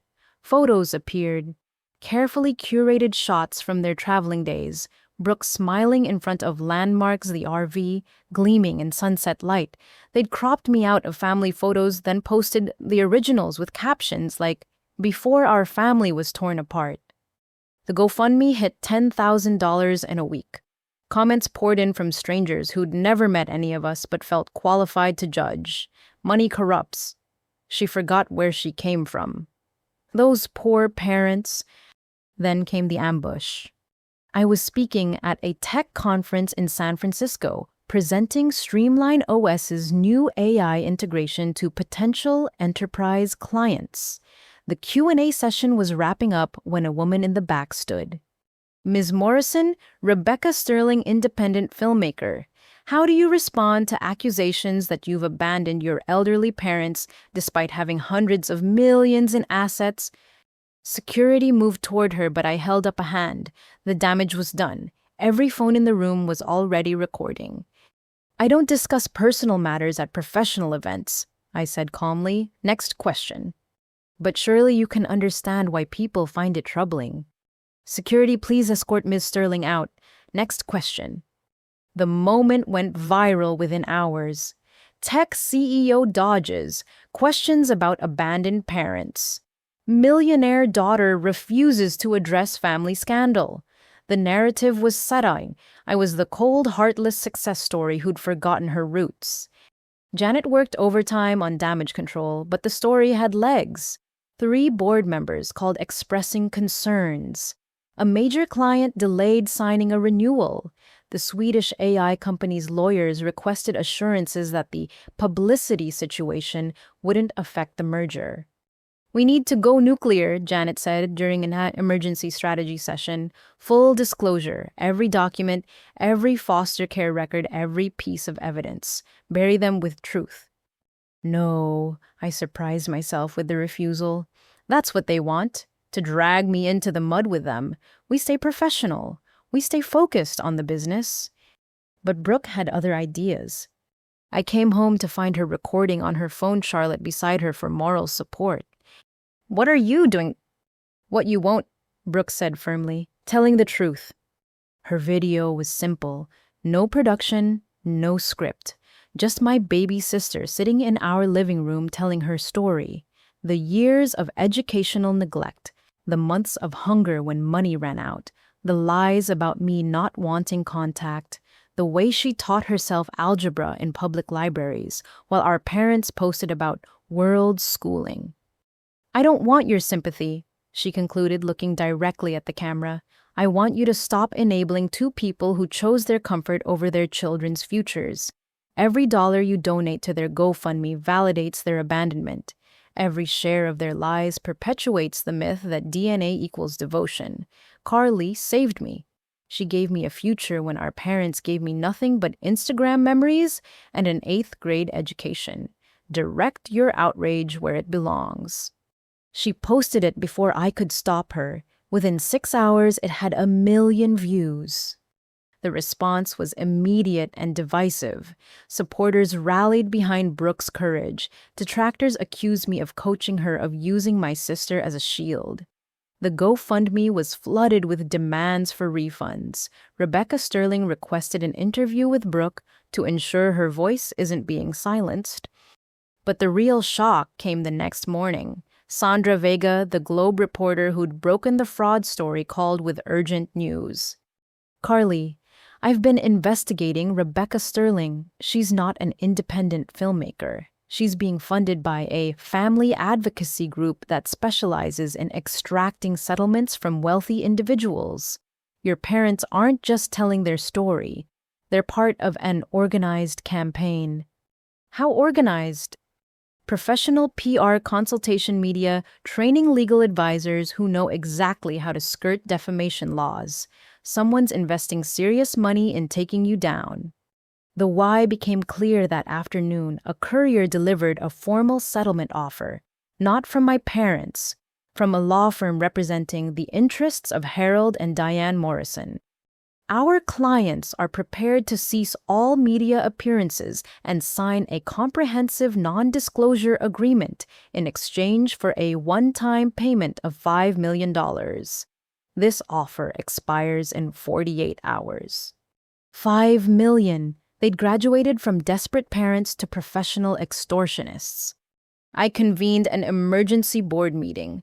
The room was tense, divided between those who wanted to pay the problem away and those who recognized the dangerous precedent it would set.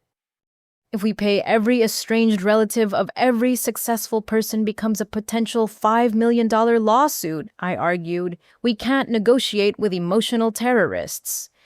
But can we afford not to? Richard asked gently. The Swedish deal is worth $200 million. Is pride worth losing that? It's not about pride. It's about principle and precedent, and showing every foster kid watching this that success doesn't mean surrendering to the people who failed you. The vote was close, but the board backed me. No settlement, no negotiation. We'd weather the storm. That night, Brooke and I sat on our roof deck, the city lights blurring through my exhausted tears. Maybe I should have just written them a check that first day, I said, avoided all of this. And then what, they'd have spent it and come back for more. People like them always do. Brooke took my hand. You taught me something important. Money isn't the price of peace. It's the tool for building something they can't tear down. What if they win? What if the public pressure forces the board to push me out? Then you'll build something else, and I'll help. And Charlotte will help, and everyone who actually loves you will help, because that's what real family does. She was right, of course, but knowing that didn't make what came next any easier, because Harold and Diane Morrison, backed by professional manipulators, were about to play their final card. And this time, they weren't just aiming for my money or my reputation. They were aiming for everything I'd built, armed with lies so elaborate they made the truth look like fiction. The real fight was about to begin, and it would take place in the last arena I wanted to enter, a public courtroom where family secrets became headlines and pain became performance. But first, they had to make one crucial mistake, and in their greed and desperation, they would hand me exactly what I needed to end their campaign once and for all. The cease and desist letters my lawyers sent were works of art, precisely worded warnings that outlined every violation of our signed agreement, every instance of defamation, every coordinated attack on my business relationships. They went to Harold and Diane Rebecca Sterling, the mysterious family advocacy group, and every platform hosting their content. Most complied immediately. The blog went dark. Several podcasts pulled their episodes, but Rebecca Sterling doubled down, releasing a trailer for her documentary that featured my parents looking gaunt and tearful, intercut with photos of me at charity galas. This David versus Goliath story will expose how wealth corrupts family bonds, her voiceover intoned. Coming this fall, abandoned when success forgets its roots. She's baiting you, Janet warned. Any response feeds the narrative. But I wasn't the only one who'd had enough. Charlotte's mother, Margaret Kim, called from Boston with barely controlled fury. "I've been patient," she said. "I've watched these people torture you for months, but that trailer includes footage from our Thanksgiving dinner. My home, my family used to paint you as callous. Absolutely not." Margaret Kim wasn't just any lawyer. She was a partner at Whitman Bradley and Associates, specializing in defamation and privacy law. Within 24 hours, Rebecca Sterling was served with an injunction blocking the use of any footage containing the Kim family. "That's just the beginning," Margaret told me over coffee. "I've been reviewing everything. The coordination, the funding, the timing. This isn't just harassment. It's a conspiracy to commit extortion, and that's a federal crime." The investigation she launched uncovered the full scope of the operation. The family advocacy group was a front funded by a boutique firm that specialized in extracting settlements from high-net-worth individuals. They'd approached my parents after the Globe article offering to manage their media presence in exchange for 40% of any money recovered. They're not the first, Margaret discovered. This group has run similar campaigns against tech executives, celebrities, anyone with deep pockets and a complicated family history. Your parents are just puppets. The real criminals are the ones pulling the strings. Armed with this information, we went on the offensive. My legal team filed a RICO suit, Racketeer Influenced and Corrupt Organizations Act, naming not just my parents, but every individual and entity involved in the extortion scheme. The response was immediate. Rebecca Sterling's documentary was suddenly postponed indefinitely. The family advocacy group's website disappeared. Several of the smaller players immediately offered to cooperate in exchange for immunity. But Harold and Diane, desperate and cornered, made their fatal mistake. The envelope arrived at Streamline OS headquarters on a Tuesday morning, addressed to me personally. Inside was a USB drive and a note in Diane's handwriting. "You destroyed our lives. Now we'll destroy yours." Security immediately quarantined the drive, but our IT team's analysis revealed its contents: 37 audio recordings secretly made during Brooke's final months in the RV. The recordings captured arguments, tears, and most damningly clear evidence of educational neglect and emotional abuse. But that wasn't the worst part.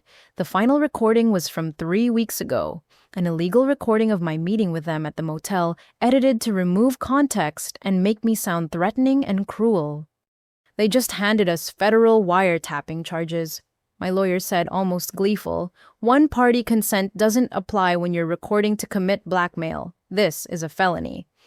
I listened to the recordings in my office with Brooke beside me, her 14-year-old voice begging to go to school, Harold screaming about money while Diane sobbed, the sound of my sister trying to teach herself geometry while our parents argued about whose fault their failure was. "I blocked so much of this out," Brooke whispered, hearing it again. "We don't have to use these," I said quickly. "We have enough without—" "No!" Her voice was steel. "Use them! Every second. Let everyone who donated to their GoFundMe hear exactly who they were funding." The FBI raid on their motel room happened at dawn. Harold and Diane were arrested on charges of extortion, wire fraud, and illegal recording. Rebecca Sterling was picked up at her studio. 6 other members of the conspiracy were arrested across 3 states. The perp walk made national news. My parents in handcuffs being led to federal vehicles while photographers captured every moment. They'd wanted publicity, they'd gotten it. That evening, I held a press conference. Not as the defensive CEO they'd tried to paint me as, but as a survivor setting the record straight. For months, you've heard one side of a story. I began looking directly at the cameras. Today, the truth comes out. Not the manufactured narrative of abandoned parents, but the documented reality of two adults who chose wanderlust over their children's welfare. I played excerpts from the recordings. Foster care documents appeared on screen. Financial records showing the stolen benefits, the credit fraud, the educational neglect. Every lie they told countered with evidence. I built my success not because of my parents' choices, but in spite of them, I concluded, and I refused to let their greed destroy what thousands of hours of hard work created. Streamline OS will continue to innovate. Our scholarship fund for foster youth will continue to grow, and Harold and Diane Morrison will face justice for their crimes. Not against me, but against the two children they were supposed to protect. The response was overwhelming. The GoFundMe was shut down, all funds returned to donors. Messages of support flooded in from other abuse survivors, foster care alumni, and people who'd seen through the manipulation from the beginning. But the legal process was just beginning. The trial was set for 6 months out. Federal prosecutors armed with mountains of evidence offered Harold and Diane a plea deal 18 months in minimum security, full restitution of stolen benefits, and lifetime restraining orders. They refused, convinced they could still spin the narrative in their favor. "We want a jury trial," Harold announced through their public defender. "Let 12 citizens judge whether a daughter's cruelty drove us to desperation." It was a massive miscalculation, because juries, it turned out, didn't look kindly on parents who abandoned one child, destroyed another's education, and then tried to extort millions from the daughter who'd survived their neglect. The trial date approached like a storm on the horizon. Witnesses were lined up: foster parents, teachers, social workers, fraud investigators. Every person who'd seen the damage Harold and Diane had inflicted ready to testify. But the most powerful witness would be Brooke herself. My sister, now thriving in pre-med, prepared her testimony with the same methodical intensity she brought to her studies. "I'm not doing this for revenge," she told me the night before trial. "I'm doing it for every kid whose parents convinced them they weren't worth fighting for. Our testimony isn't just about us. It's about showing that survival is possible, that success is achievable, and that the people who hurt you don't get to define your ending." The trial would become a media sensation, but more importantly, it would become something else: proof that choosing yourself isn't selfish when the alternative is drowning. Harold and Diane had wanted their day in court. They were about to discover that sometimes getting what you want is the worst thing that can happen to you. The morning before the trial was set to begin, my lawyer called with unexpected news. "They want to meet," he said. "Harold and Diane. Their attorney says they have something important to discuss. He's hinting at a guilty plea if the meeting goes well." "Absolutely not," was my immediate response. "Hear me out. If they plead guilty, Brooke doesn't have to testify. She doesn't have to relive that trauma in a packed courtroom. The media circus ends. You get justice without the spectacle." I found Brooke in our home library, surrounded by anatomy textbooks, her usual pre-exam intensity replaced by something harder to read. "They want to meet," I told her, "before trial. Their lawyer thinks they'll plead guilty if we agree." She closed her textbook carefully. "Do you want to go?" "I want what's best for you, if it means you don't have to testify." "I'm not afraid to testify," she interrupted. "I'm afraid of letting them have power over us again, but maybe seeing them broken will finally end this, for both of us." The meeting was scheduled for that afternoon at my lawyer's downtown office. Maximum security, everything recorded, strict parameters.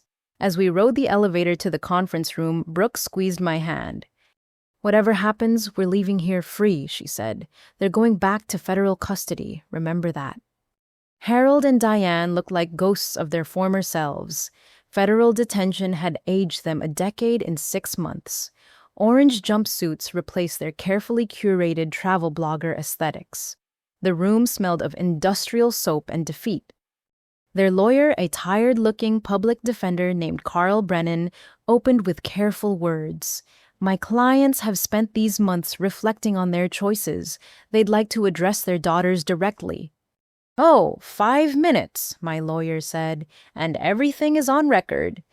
Diane went first, her voice barely above a whisper. I've had time to think, to really think. About that morning we left you with Mrs. Patterson, about all the mornings after when I'd wake up in the RV and Brooke would ask when we were going home to get you. You told me Carly was too busy for us, Brooke said coldly, that she chose school over family. I know, I lied. We lied about everything. Diane's hands shook. We told ourselves it was temporary, just a year or two. Then it became easier to pretend you were better off without us. Easier than admitting we'd made an unforgivable choice. Harold cleared his throat. The blog, the money we took, the fraud, there's no excuse. But the worst crime was convincing ourselves we were good parents making hard choices. We were cowards who chose fantasy over responsibility. Is this where I'm supposed to forgive you? I asked. Where tears wash away years of damage? No, Harold said quickly. We know forgiveness isn't possible. We wanted you to know that prison gave us something we avoided for 20 years, the truth. We destroyed our family for nothing. The travel, the freedom, the lifestyle, none of it was worth losing you both. But you didn't lose us, Brooke said, her voice sharp. You threw us away. There's a difference between losing something and deliberately discarding it. Diane flinched as if slapped. You're right. We threw you away, and now we're exactly where we deserve to be. What do you really want? I asked. You didn't request this meeting just to admit what we already know. Carl Brennan shifted uncomfortably. My clients are prepared to plead guilty to all charges. They'll serve their full sentence, pay complete restitution, and agree to lifetime no-contact orders. In exchange, they have one request. Money. I laughed bitterly. Even now? No, Harold said. We want you to use our story, the real story, in your scholarship fund, your speaking engagements, wherever it might help. Let other parents see what happens when you choose yourself over your children. Let kids in foster care know that evil doesn't always look like violence. Sometimes it looks like parents who simply walk away. The request stunned me into silence. Brooke found her voice first. You want us to profit from our pain. We want something good to come from our selfishness, Diane said, even if we can't be part of it, especially because we can't be part of it. I studied them across the conference table, these strangers who shared my DNA. They looked smaller than my memories, diminished by consequences they'd never imagined facing. For the first time, I saw them clearly, not as the titans who'd shaped my trauma, but as the deeply flawed humans who'd chosen poorly and paid dearly. I've already been using our story, I said finally. Every scholarship I fund, every foster kid I mentor, every success I achieve is a testament to surviving abandonment. I didn't need your permission then, and I don't need it now. We know, Harold said quietly. We just wanted to say it. To acknowledge that the only valuable thing we ever did was fail you so spectacularly that you had to become extraordinary to survive. Don't, Brooke snapped. Don't you dare try to take credit for who we became. We succeeded despite you, not because of you. Our strength came from each other, from the people who actually showed up. You don't get to claim our victories as your contribution. The room fell silent. Carl Brennan pushed documents across the table. The plea agreement, if you're willing. I reviewed the terms with my lawyer. Everything we'd asked for. Guilty pleas, maximum sentences, full restitution, permanent no-contact orders, justice wrapped in legal language.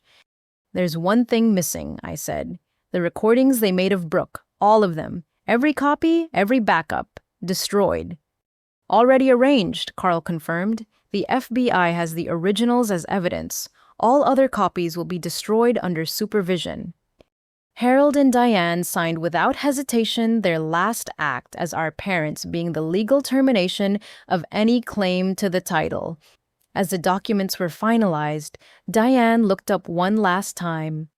I know we have no right to ask, but are you happy? Both of you. Brooke and I exchanged glances. The question felt like a trap, but maybe it was just the desperate hope of people who'd finally understood the cost of their choices. We're building our happiness, I said carefully. Every day we choose to build something better than what you gave us. That's all you need to know. We left them in that conference room facing federal sentences and the ruins of their delusions. In the elevator, Brooke leaned against me exhausted but somehow lighter. Is it over? She asked. The legal part, yes. The rest, that's our lifetime work. I can live with that, she decided. Lifetime work sounds like freedom compared to their lifetime consequences. That night, we held a quiet dinner with our chosen family. Charlotte flew in from New York. Mrs. Rodriguez drove up from Portland. Margaret Kim cooked enough food for 20 people. Aaron and Priya brought champagne. My board members sent flowers and support. To justice, Charlotte toasted. To survival, Mrs. Rodriguez added. To family, Margaret Kim said, looking pointedly at Brooke and me. The kind you choose and the kind that chooses you back. To endings, I finished, and the beginnings they make possible. We clinked glasses as the sun set over Boston, painting the sky in shades of gold and promise. Somewhere across the city, Harold and Diane Morrison were being processed into federal prison. But in our dining room, surrounded by the people who'd caught us when we fell and cheered as we rose, their absence felt like presence. The presence of space to breathe, to grow to be exactly who we were, without apology or explanation. The photos from that dinner would never make it to social media. Some moments were too precious for public consumption. But years later, when foster kids in our scholarship program asked how we'd survived, how we'd built lives worth living from the ashes of abandonment, we'd tell them about that dinner, about the family forged from friendship, mentorship, and choice, about the love that expanded to fill the spaces trauma had carved out. Harold and Diane had taught us through their absence that family wasn't about DNA or obligation. It was about showing up, staying present, and choosing each other over and over again. They'd failed that test so completely that their failure became our foundation for something better. And in the end, that was the greatest revenge of all not needing revenge. Just success, happiness, and the knowledge that every good thing in our lives had been built by hands that knew how to hold on when it mattered and let go when it was time. The guilty pleas should have ended everything. Harold and Diane were scheduled for sentencing in 3 weeks. Their conspiracy co-defendants had all turned state's evidence, and the media had moved on to fresher scandals. I returned my focus to Streamline OS, finalizing the Swedish acquisition that would transform us into a global powerhouse. Then Michael Chen called. Michael was Harold's former business partner from their consulting days, someone I'd assumed had wisely distanced himself from my parents' chaos. His name on my phone at 10 p.m. set off alarm bells. Carly, I'm sorry to call so late. I'm in Boston. Can we meet? It's about your parents. There's something you need to know. We met at a 24-hour diner near MIT, the kind of place where conversations could disappear into the clatter of dishes and late-night studying. Michael looked exhausted, older than his 55 years, clutching a folder like it contained nuclear codes. I should have come forward sooner, he began, but I was protecting my own family now that they're pleading guilty anyway. What are you talking about? He slid the folder across the table. Your parents didn't just defraud you and the government. They destroyed 3 other families before they abandoned you. I helped them cover it up. Inside were documents dating back 25 years. Investment schemes targeting elderly couples, a fake charity for homeless youth that never distributed a dime. a multi-level marketing operation that left dozens bankrupt. They were always grifters, Michael explained, long before the travel blog. They'd run a scam disappear when it got hot, reinvent themselves somewhere new. The RV life wasn't about freedom. It was about staying mobile when the law caught up. My coffee turned cold as I read through victim statements. Mrs. Eleanor Price, 78, who'd lost her retirement savings. The Nguyens who'd mortgaged their house for a can't-miss investment opportunity. Teenagers who donated their minimum wage earnings to help homeless youth like themselves. Why didn't anyone prosecute? They were smart about amounts. Never enough to trigger federal attention. Always moved states before local authorities connected the dots. And they were so good at playing victims themselves. Bad economy, family struggles, health issues.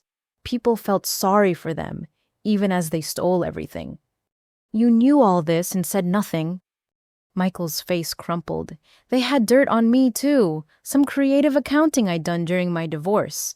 Nothing major, but enough to ruin my practice. So I kept quiet, told myself it wasn't my problem. Until I saw the news about what they did to you and Brooke. Why come forward now? Because there are more victims who deserve justice. And because... He pulled out his phone, showing me a screenshot. They're not done. Even facing federal prison, they're running one more con. The screenshot showed a private message board for federal inmates' families. Harold and Diane were collecting commissary money from sympathetic strangers, claiming to be parents wrongfully imprisoned by vindictive children. They'd raised $3,000 in 2 weeks. They can't help themselves, Michael said. It's who they are, who they've always been. I stared at the evidence of a lifetime of fraud. The prosecutor needs to see this. That's why I'm here. But I wanted you to know first. You deserve to know that abandoning you wasn't their first crime, just their most visible one. The federal prosecutor, Jennifer Martinez, was furious when she saw the new evidence. What should have been a simple sentencing for extortion and wire fraud exploded into a massive investigation spanning decades and multiple states. This changes everything, she told me in her office. We're talking about career criminals who use their own children as cover for a 20-year crime spree. The sentencing guidelines just quadrupled. But there was a complication. The elderly victims, the teenagers who donated to fake charities, the families who'd lost everything. Many were beyond the statute of limitations for criminal prosecution. Civil suits were possible, but would likely yield nothing from defendants heading to prison. Unless, Jennifer said carefully, someone with resources decided to make these victims whole, it wouldn't affect the criminal case, but it would provide the closure money can bring. I understood immediately. How much total? From what we can document, about $800,000 in actual losses, plus interest over the years. Call it an even $2 million to truly make them whole. $2 million, a rounding error in my current net worth, but a fortune to the families my parents had destroyed. I thought about Mrs. Eleanor Price, probably living on Social Security now, the Nguyen family who'd lost their home, the teenagers who'd learned too young that generosity could be weaponized against them. I'll do it, I decided. Full restitution to every victim you can find. Anonymously. They don't need to know it's coming from me. That's incredibly generous. It's not generosity.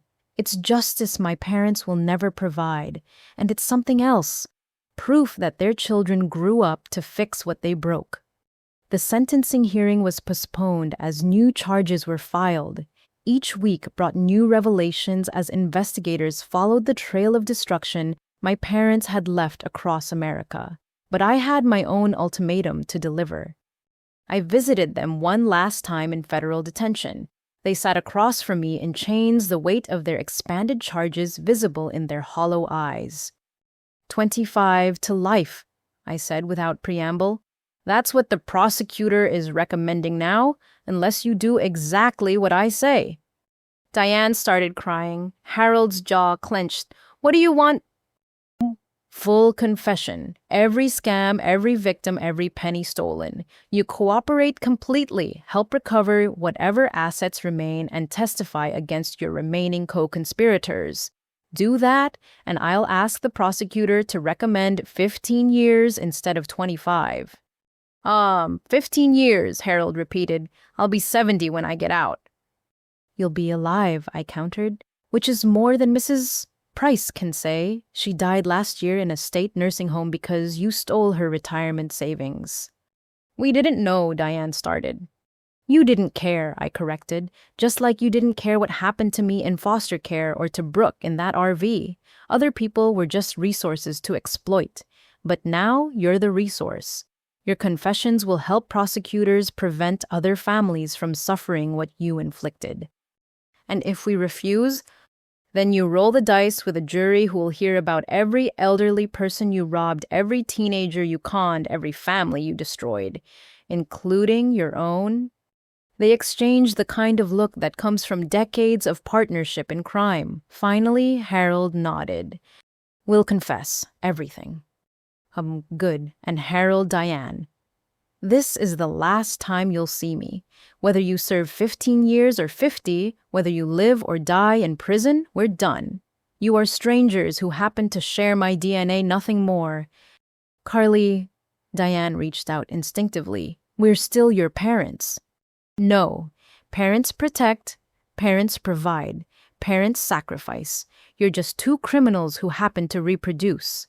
Biology doesn't make you family any more than sharing a prison makes cellmates siblings. I stood to leave, then turned back one last time. The prosecutor will contact your lawyer about the confession deal. Honor it completely or spend your remaining years in maximum security.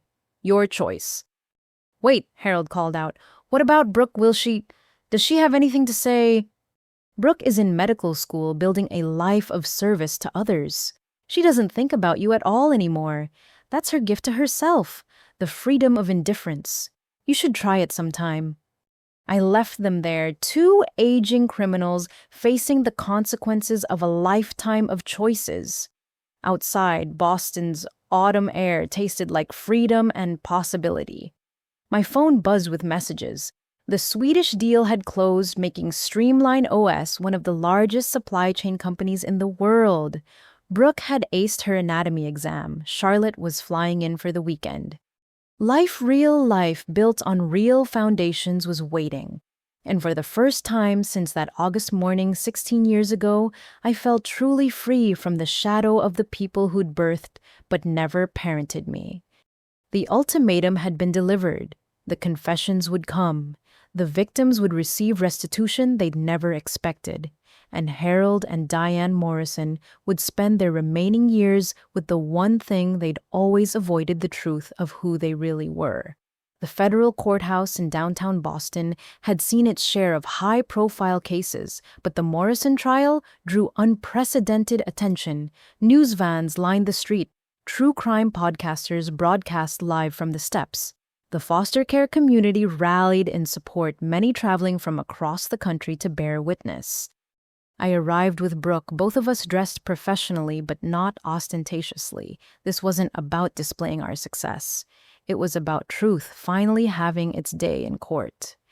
Remember, our prosecutor, Jennifer Martinez, reminded us, their guilty pleas are sealed pending successful completion of testimony. If they try to minimize or deflect, the deal is void. The courtroom was packed. I recognized several victims from Michael's files. The Nguyen family in the third row, looking dignified despite their losses. Mrs. Price's daughter holding a photo of her late mother. The former teenagers, now adults who donated their hard-earned money to my parents' fake charity. Judge Patricia Hoffman, known for her no-nonsense approach to financial crimes, reviewed the extensive charges. Mr. and Mrs. Morrison, you stand accused of 47 counts of fraud extending across 2 decades and 12 states. Do you understand these charges? Yes, Your Honor, they answered in unison, voices barely audible. What followed was 6 hours of devastating testimony.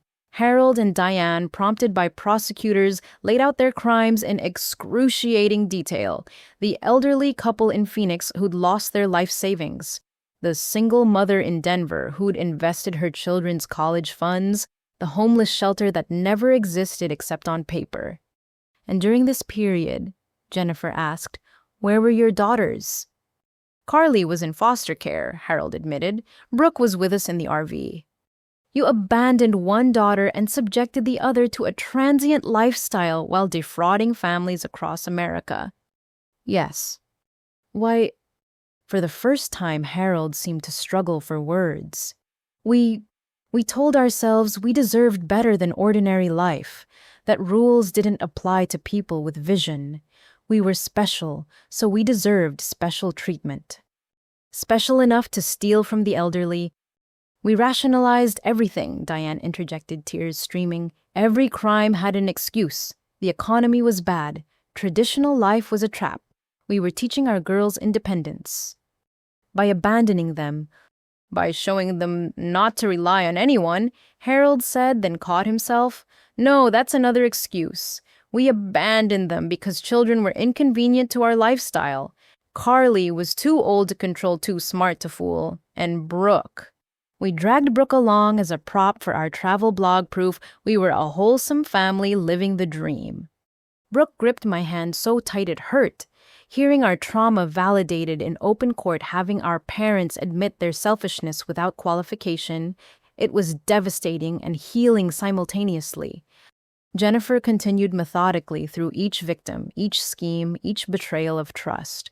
By lunch break, Harold and Diane looked like shells of themselves, forced to confront 20 years of destruction in 6 brutal hours. The afternoon session focused on us. Jennifer called me first to provide victim impact testimony. "Ms. Morrison, can you describe the effect of your parents' abandonment?"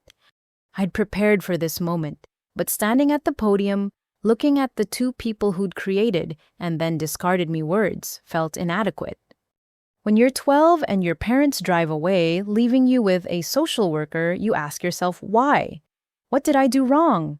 Was I too difficult? Too expensive? Too much trouble? It takes years of therapy to understand that their leaving wasn't about me at all. I was simply inconvenient to their fantasy. I described the foster homes, the nights crying into state-issued pillows, the shame of free lunch and charity clothes. But I also talked about Mrs. Rodriguez, who saw potential where my parents saw burden. About Charlotte's family, who showed me that love could be unconditional. About building Streamline OS from a dorm room, driven by the need to never be vulnerable again. My parents stole more than money from their victims, I concluded. They stole trust. They taught dozens of families that generosity is dangerous, that helping others leaves you vulnerable to exploitation. But they taught me something different. They taught me that when someone shows you who they are, believe them. They showed me they were thieves and cowards. I believed them, and I built my life accordingly. Brooke's testimony was harder to hear. She spoke about years of educational neglect, about teaching herself from library books, while our parents crafted blog posts about world schooling, about going hungry when money ran low but being forced to smile for Instagram photos at landmarks, about the lies they told her about me, making her believe her own sister had abandoned her.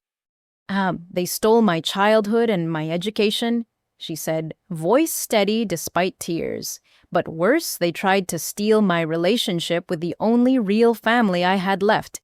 It took me until 17 to see through their lies, to find Carly, to discover that love doesn't come with price tags or conditions." "What would you like the court to understand?" Jennifer asked gently. "That Harold and Diane Morrison aren't just financial criminals. They're emotional terrorists who weaponized parental love for profit. Every child deserves parents who show up. We got parents who sold us out. The only justice is ensuring they never have the power to hurt anyone else again." The defense had little to offer. Harold and Diane's court-appointed attorney made perfunctory arguments about difficult circumstances and good intentions gone wrong, but even he seemed unconvinced. The evidence was overwhelming, the confessions, Complete the damage undeniable. Judge Hoffman called a recess before sentencing. In the hallway, victims approached us one by one. Mrs. Nguyen hugged me silently. Mrs. Price's daughter pressed my hand. The former teenagers, now adults building their own lives, offered words of support and admiration. "You didn't have to make us whole," one said. "The restitution checks, they came out of nowhere, gave us back hope we'd lost." I neither confirmed nor denied being the source, but Brooke squeezed my shoulder. She knew, she'd always known that my success meant nothing if it couldn't heal some of the wounds our parents had inflicted. When court reconvened, Judge Hoffman's expression was granite. "Harold and Diane Morrison, please stand." They rose unsteadily, looking smaller than I'd ever seen them. In 30 years on this bench, I've seen countless financial crimes, but rarely have I seen criminals so willing to destroy not just strangers' lives, but their own children's futures for personal gain. You abandoned one daughter to the foster system while collecting benefits meant for her care. You subjected another to years of neglect while using her as a prop for your public image. You stole from the elderly, the vulnerable, and the charitable. You showed no mercy, so you deserve none. She paused, reviewing her notes. However, the court acknowledges your eventual cooperation and the value of your testimony in recovering assets and preventing future crimes. Therefore, I sentence you each to 15 years in federal prison, followed by 10 years of supervised release. You will pay full restitution to all identified victims, though I understand private donors have already made many whole. You are permanently barred from any fiduciary positions and must register as financial criminals in any state where you reside. The gavel came down with finality that echoed through my bones. Harold and Diane were led away in shackles. They didn't look back, and neither did we. There was nothing left to see. Just the empty space where parents should have been filled now with chosen family and hard-won success. Outside the courthouse, reporters shouted questions, but I only had one statement. Today, justice was served. My sister and I will continue building lives of purpose and meaning. That's our revenge and our redemption, proving that where we come from doesn't determine where we're going. Brooke added simply, "We survived them. Now we'll thrive without them. That's all that matters." We walked down the courthouse steps into a bright September afternoon. Behind us, Harold and Diane Morrison began their journey to federal prison. Ahead of us lay medical school board meetings, quiet dinners with chosen family, and the knowledge that we'd faced our demons in open court and emerged victorious. The war was over. We'd won by becoming everything they'd never believed we could be: successful, generous, loved, and free. Free from their shadow, their chaos, their small and selfish love that had tried to consume us before we even had a chance to grow. In the car, Brooke asked, "Do you think they'll actually serve all 15 years? I think they'll serve exactly as long as they need to. And when they get out, if they get out, we'll be living lives so full and rich that their existence won't even register as a footnote." Promise? I promise. We're done looking backward. From here on, it's all forward motion. And for the first time in our lives, it felt like a promise we had the power to keep. The weeks following sentencing brought an unexpected wave of attention. The story of the foster kid who built an empire while her parents built a house of cards went viral. Interview requests flooded in. Oprah, 60 Minutes, every major podcast. I declined them all. Our truth had been told in court. We didn't need to perform our pain for public consumption. But the story wouldn't die. Rebecca Sterling, the documentary filmmaker who'd been arrested as a part of my parents' conspiracy, had turned state's evidence early. In exchange for immunity, she'd provided prosecutors with hundreds of hours of footage, including material that painted an even darker picture than we'd known. Jennifer Martinez called me to her office on a rain-soaked October morning. "There's something you need to see before it becomes public. Sterling had hidden cameras during your parents' strategy sessions. The footage is..." illuminating.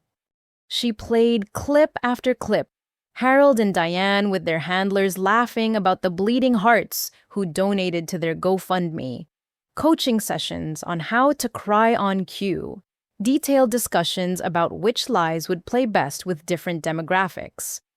"She's got everything wired up tight," Harold said in one clip referring to my finances. "But the sister, she's the weak link, still traumatized, desperate for family. We work her. We get to both of them." "The foster care angle is gold," Diane added. "Everyone hates a rich person who won't help family. We just need to make her look cruel enough." But the worst was a conversation from just days before their arrest. They sat in their motel room planning what they'd do with the settlement money they were sure I'd eventually pay. "First thing we disappear," Harold said. "New names, new state, maybe Mexico." What about when they find out we violated the agreement?" Diane asked. "By then we'll be gone. Let her chase ghosts. She'll be too embarrassed to admit she got conned by her own parents." They laughed, actually laughed at the idea of stealing from their daughters one more time. Jennifer stopped the playback. "This footage will be released as part of the public trial records. I wanted you to be prepared." "Let it out," I said. "Let everyone see exactly who they were. Maybe it'll prevent other families from falling for similar schemes." The footage release caused a media explosion. The calculated cruelty, the complete absence of parental feeling, the joy they took in planning to hurt us, it shattered any remaining sympathy for Harold and Diane Morrison. Their fellow inmates turned against them. Their commissary fund dried up. Letters of support stopped coming. But in a federal prison in Pennsylvania, they had one final card to play. The call came from their prison chaplain. "Ms. Morrison, I'm calling about your mother. She's in the medical wing. Attempted suicide. She's asking for you." My first instinct was suspicion. Another manipulation, a play for sympathy. But the chaplain assured me it was real.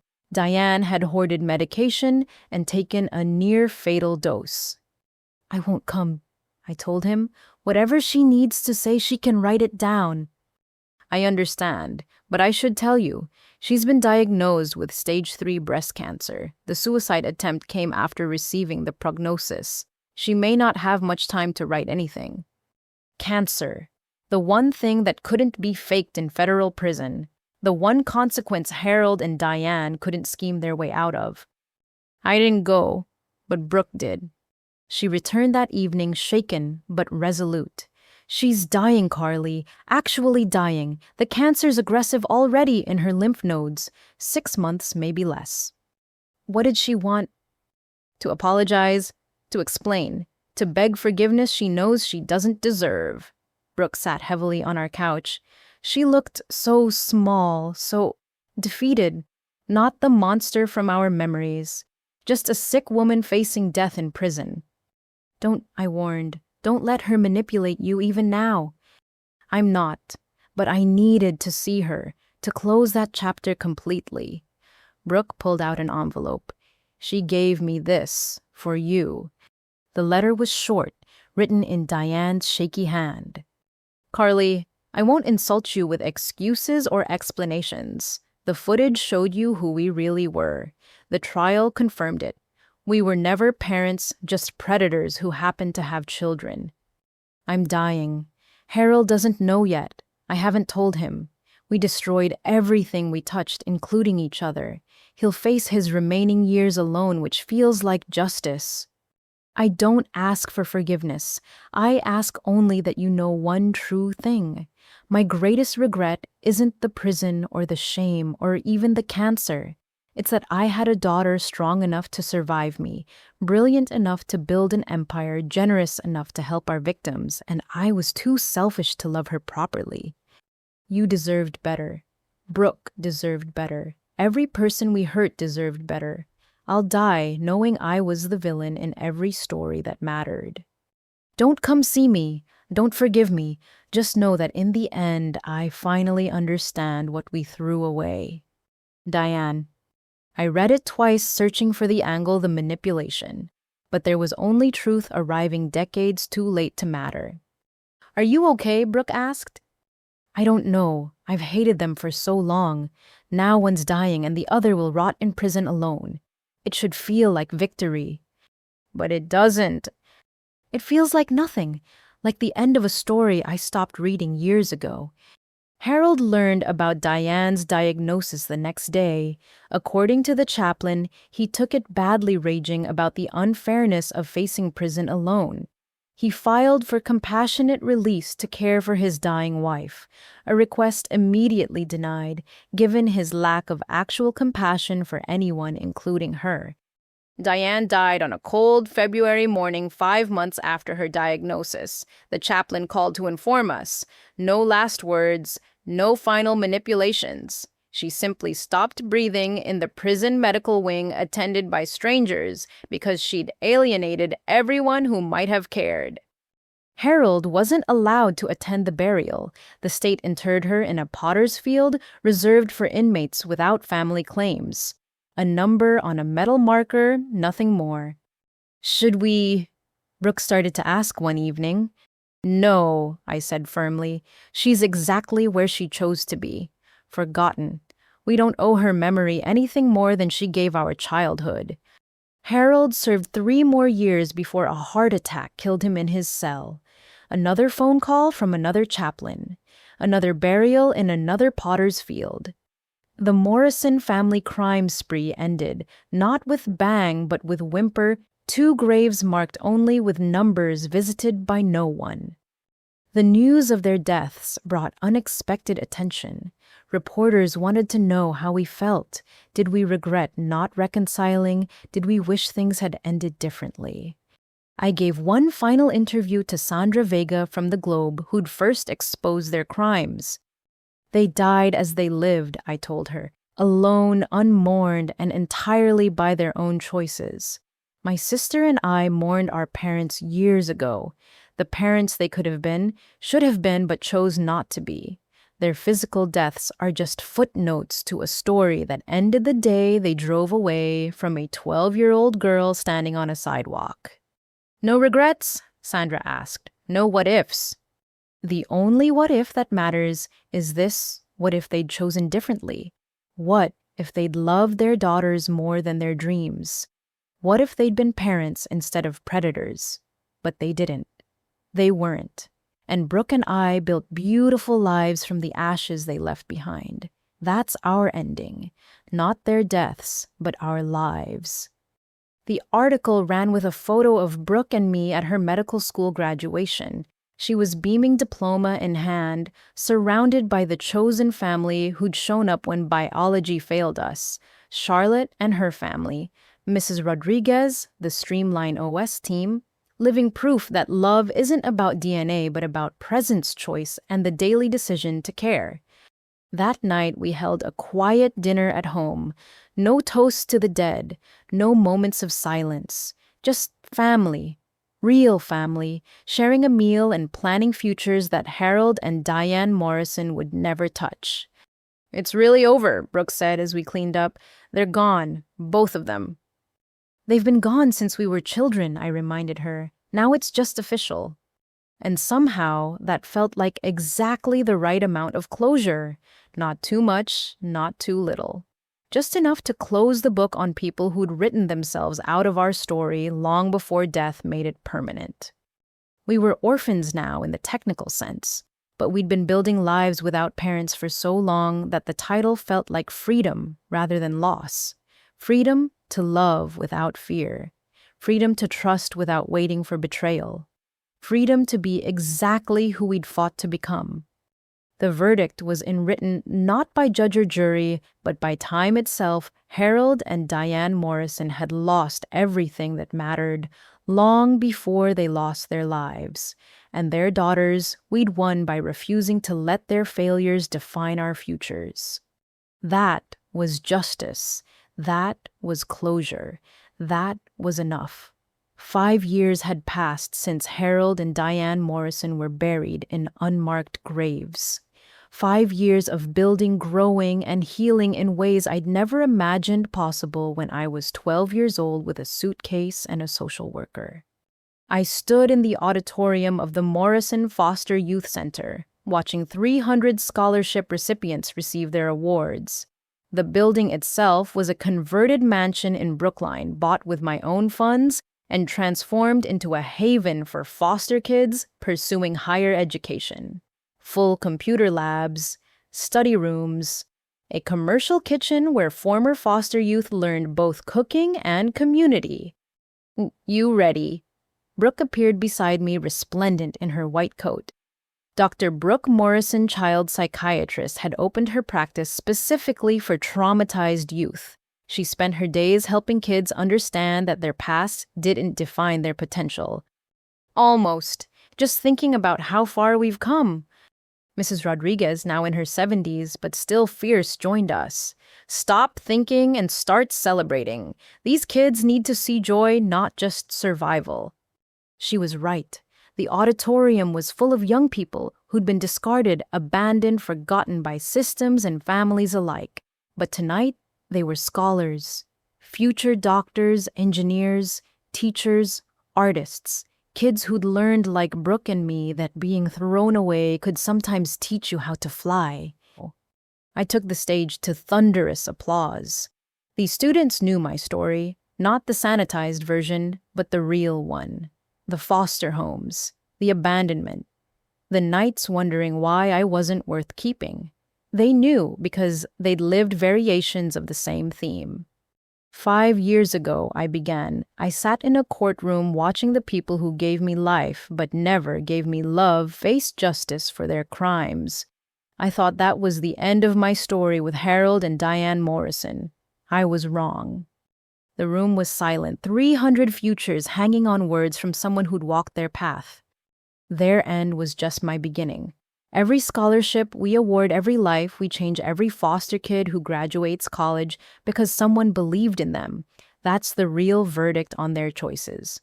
They chose selfishness. We choose service. They chose abandonment. We choose abundance. They chose to tear down. We choose to build up. I introduced our featured speaker, Charlotte Kim, now a partner at her firm who'd established a pro bono practice for foster youth navigating legal challenges. Then Aaron and Priya, who'd set aside 10% of their shares in Streamline OS, specifically for funding foster youth entrepreneurship. Margaret Kim, who'd become the legal guardian for 6 different foster kids over the years, shepherding them through high school and beyond. Family isn't about blood, I continued. It's about choice. The choice to show up. The choice to stay. The choice to love without conditions or expiration dates. Everyone on this stage chose me when my biological parents chose themselves. Now we're choosing all of you. The announcement I'd been saving came next. Tonight, I'm pleased to announce the Morrison Foundation's next initiative. In partnership with Boston Children's Hospital, we're opening the first residential treatment center specifically for foster youth with complex trauma. It will be led by Dr. Brooke Morrison and will ensure no child has to navigate healing alone. Brooke took the microphone, tears streaming down her face. This center will be everything we needed and didn't have. Therapy that understands abandonment. Education that doesn't leave gaps. Support that doesn't end at 18. And most importantly, proof that your worst day doesn't have to define your best future. The applause was deafening, but the best part came during the reception as former foster kids shared their stories. Maria, who'd aged out of care at 18 and was now graduating from MIT. James, whose parents had chosen drugs over him, but who'd chosen medicine over bitterness. Sarah, abandoned at a fire station as a baby, now preparing to adopt a foster child of her own. You saved my life, Maria told me quietly, not just with the scholarship, with the proof that we can be more than our trauma. You saved yourself, I corrected. I just provided resources. You did the work. As the evening wound down, Charlotte pulled me aside. There's something you should know. I've been handling some legal matters quietly and... Harold and Diane's graves. The state was going to move them to make room for expansion. I knew you wouldn't want to deal with it, so I arranged for permanent plots. Nothing fancy, just basic markers with their names and dates. It felt like the right thing to do. I stood quietly processing this unexpected gesture. Why? Because you're not them, Charlotte said simply. You'd never leave anyone abandoned and unmarked, even the people who abandoned you. That's the difference between you and them. That's why you won. Later that night, Brooke and I sat on the roof deck of the brownstone. We still shared city lights twinkling below. 5 years of therapy had taught us both that healing wasn't linear, that some wounds scabbed over, but never fully disappeared. Do you ever wonder what life would have been like if they'd been different? Brooke asked. Sometimes. But then I look at what we've built from their wreckage, and I think maybe this is exactly how it was supposed to go. Not the pain, I wouldn't wish that on anyone, but the purpose that came from it. The lives we get to change because we understand the cost of being thrown away. I wouldn't trade that. The center's going to help so many kids, Brooke said. Kids like us, kids who think being unwanted means being unworthy. That's the legacy that matters. Not their crimes or their deaths, but what we built from the ashes they left behind. My phone buzzed with a text from one of our scholarship recipients. Ms. Morrison, I just got accepted to Harvard Medical School. None of this would have been possible without you believing in foster kids like us. Thank you for seeing our potential when the world saw our circumstances. I showed Brooke the message. She smiled through fresh tears. That's 27 future doctors from our program, she said, plus 18 lawyers, 43 teachers, 16 social workers, and countless others who will spend their lives paying forward what we gave them. What we gave ourselves first, I reminded her, the chance to be more than what happened to us. The evening air was cool, carrying the sounds of the city we'd made our own. Somewhere in that city, foster kids were doing homework by lamplight, dreaming of futures that seemed impossible. Tomorrow, some would find our applications, our scholarships, our programs. They'd discover what Brooke and I had learned the hard way, that being abandoned didn't mean being alone, that being discarded didn't mean being worthless, that the people who should love you most and fail completely clear the stage for the people who choose to love you right. I have something to tell you, Brooke said suddenly. I've been seeing someone, another doctor at the hospital, David. He understands. His dad walked out when he was 10. He gets the complexity of building something real when your foundation was shattered. And you're just telling me now. I wanted to be sure. Sure he was real, sure I could trust it, sure I wasn't just repeating patterns. She smiled softly. I think I love him, Carly, the kind of love that stays. I hugged her fiercely. Then I already love him too. Anyone who makes you believe in staying is family to me. As midnight approached, we made our way inside. The brownstone was full of life now. Photos of our chosen family awards from grateful organizations, letters from scholarship recipients who'd made it against all odds. This was what home looked like when you built it yourself. Brick by brick, choice by choice. Thank you, Brooke said suddenly, for saving me, for giving me a chance when they wouldn't, for being the sister and parent and protector I needed. Thank you for finding me, I replied, for escaping their lies and choosing truth, for becoming the doctor those kids need, for proving every day that we're not what happened to us. We're what we chose to become. We said goodnight and went to our separate rooms, two sisters who'd rebuilt family from scratch and discovered it was stronger than anything biology could provide.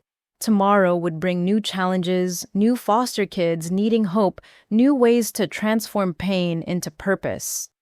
But tonight, there was peace, the kind that comes not from forgetting the past, but from building a future so bright it makes shadows irrelevant. Harold and Diane Morrison had given us life and then tried to destroy it. They'd failed. We'd won. And that victory looked like hundreds of foster kids heading to college like treatment centers for the traumatized, like love that chose to stay instead of leave. The text came just as I was falling asleep. Another scholarship recipient, another future doctor. Ms. Morrison, I start my residency tomorrow. Pediatric psychiatry inspired by Dr. Brooke. I want to help kids like us understand they're not broken. They're just building themselves differently. Thank you for showing us that different can mean stronger. I smiled in the darkness. This was our real legacy. Not the money or the company or even the programs, but the ripple effect of choosing to heal instead of hurt, to build instead of break, to love instead of leave. Every foster kid who became a doctor, every abandoned child who learned to trust every broken heart that chose to keep beating. They were our answer to Harold and Diane's question of whether we'd survive without them. We hadn't just survived. We'd thrived, we'd loved, we'd built families from friendship and futures from ashes. We'd taken the worst thing that ever happened to us and transformed it into the best thing we could do for others. And in the end, that was the perfect revenge, a life so full of purpose that the people who'd abandoned us became nothing more than a footnote in a story about triumph, resilience, and the family you choose when the family you're born into chooses to walk away. Dear reader, if you've stayed with me through this journey, I have one question. What would you have done if the people who were supposed to love you most chose themselves instead? Would you let it break you? Or would you build something beautiful from the pieces? I'd love to hear your thoughts in the comments below. If this story touched your heart or reminded you that family isn't always about blood but about who shows up, please consider sharing it with someone who needs to hear that message today. Like this video if you believe in the power of chosen family, and subscribe to hear more stories about resilience, redemption, and the courage to create your own happy ending. Thank you for witnessing our journey from abandonment to abundance. Remember, your worst chapter doesn't have to be your final story. Sometimes the most powerful families are the ones we build ourselves, one choice at a time, one act of love after another. Until next time, hold tight to those who choose you, and never forget that you're worthy of love that stays.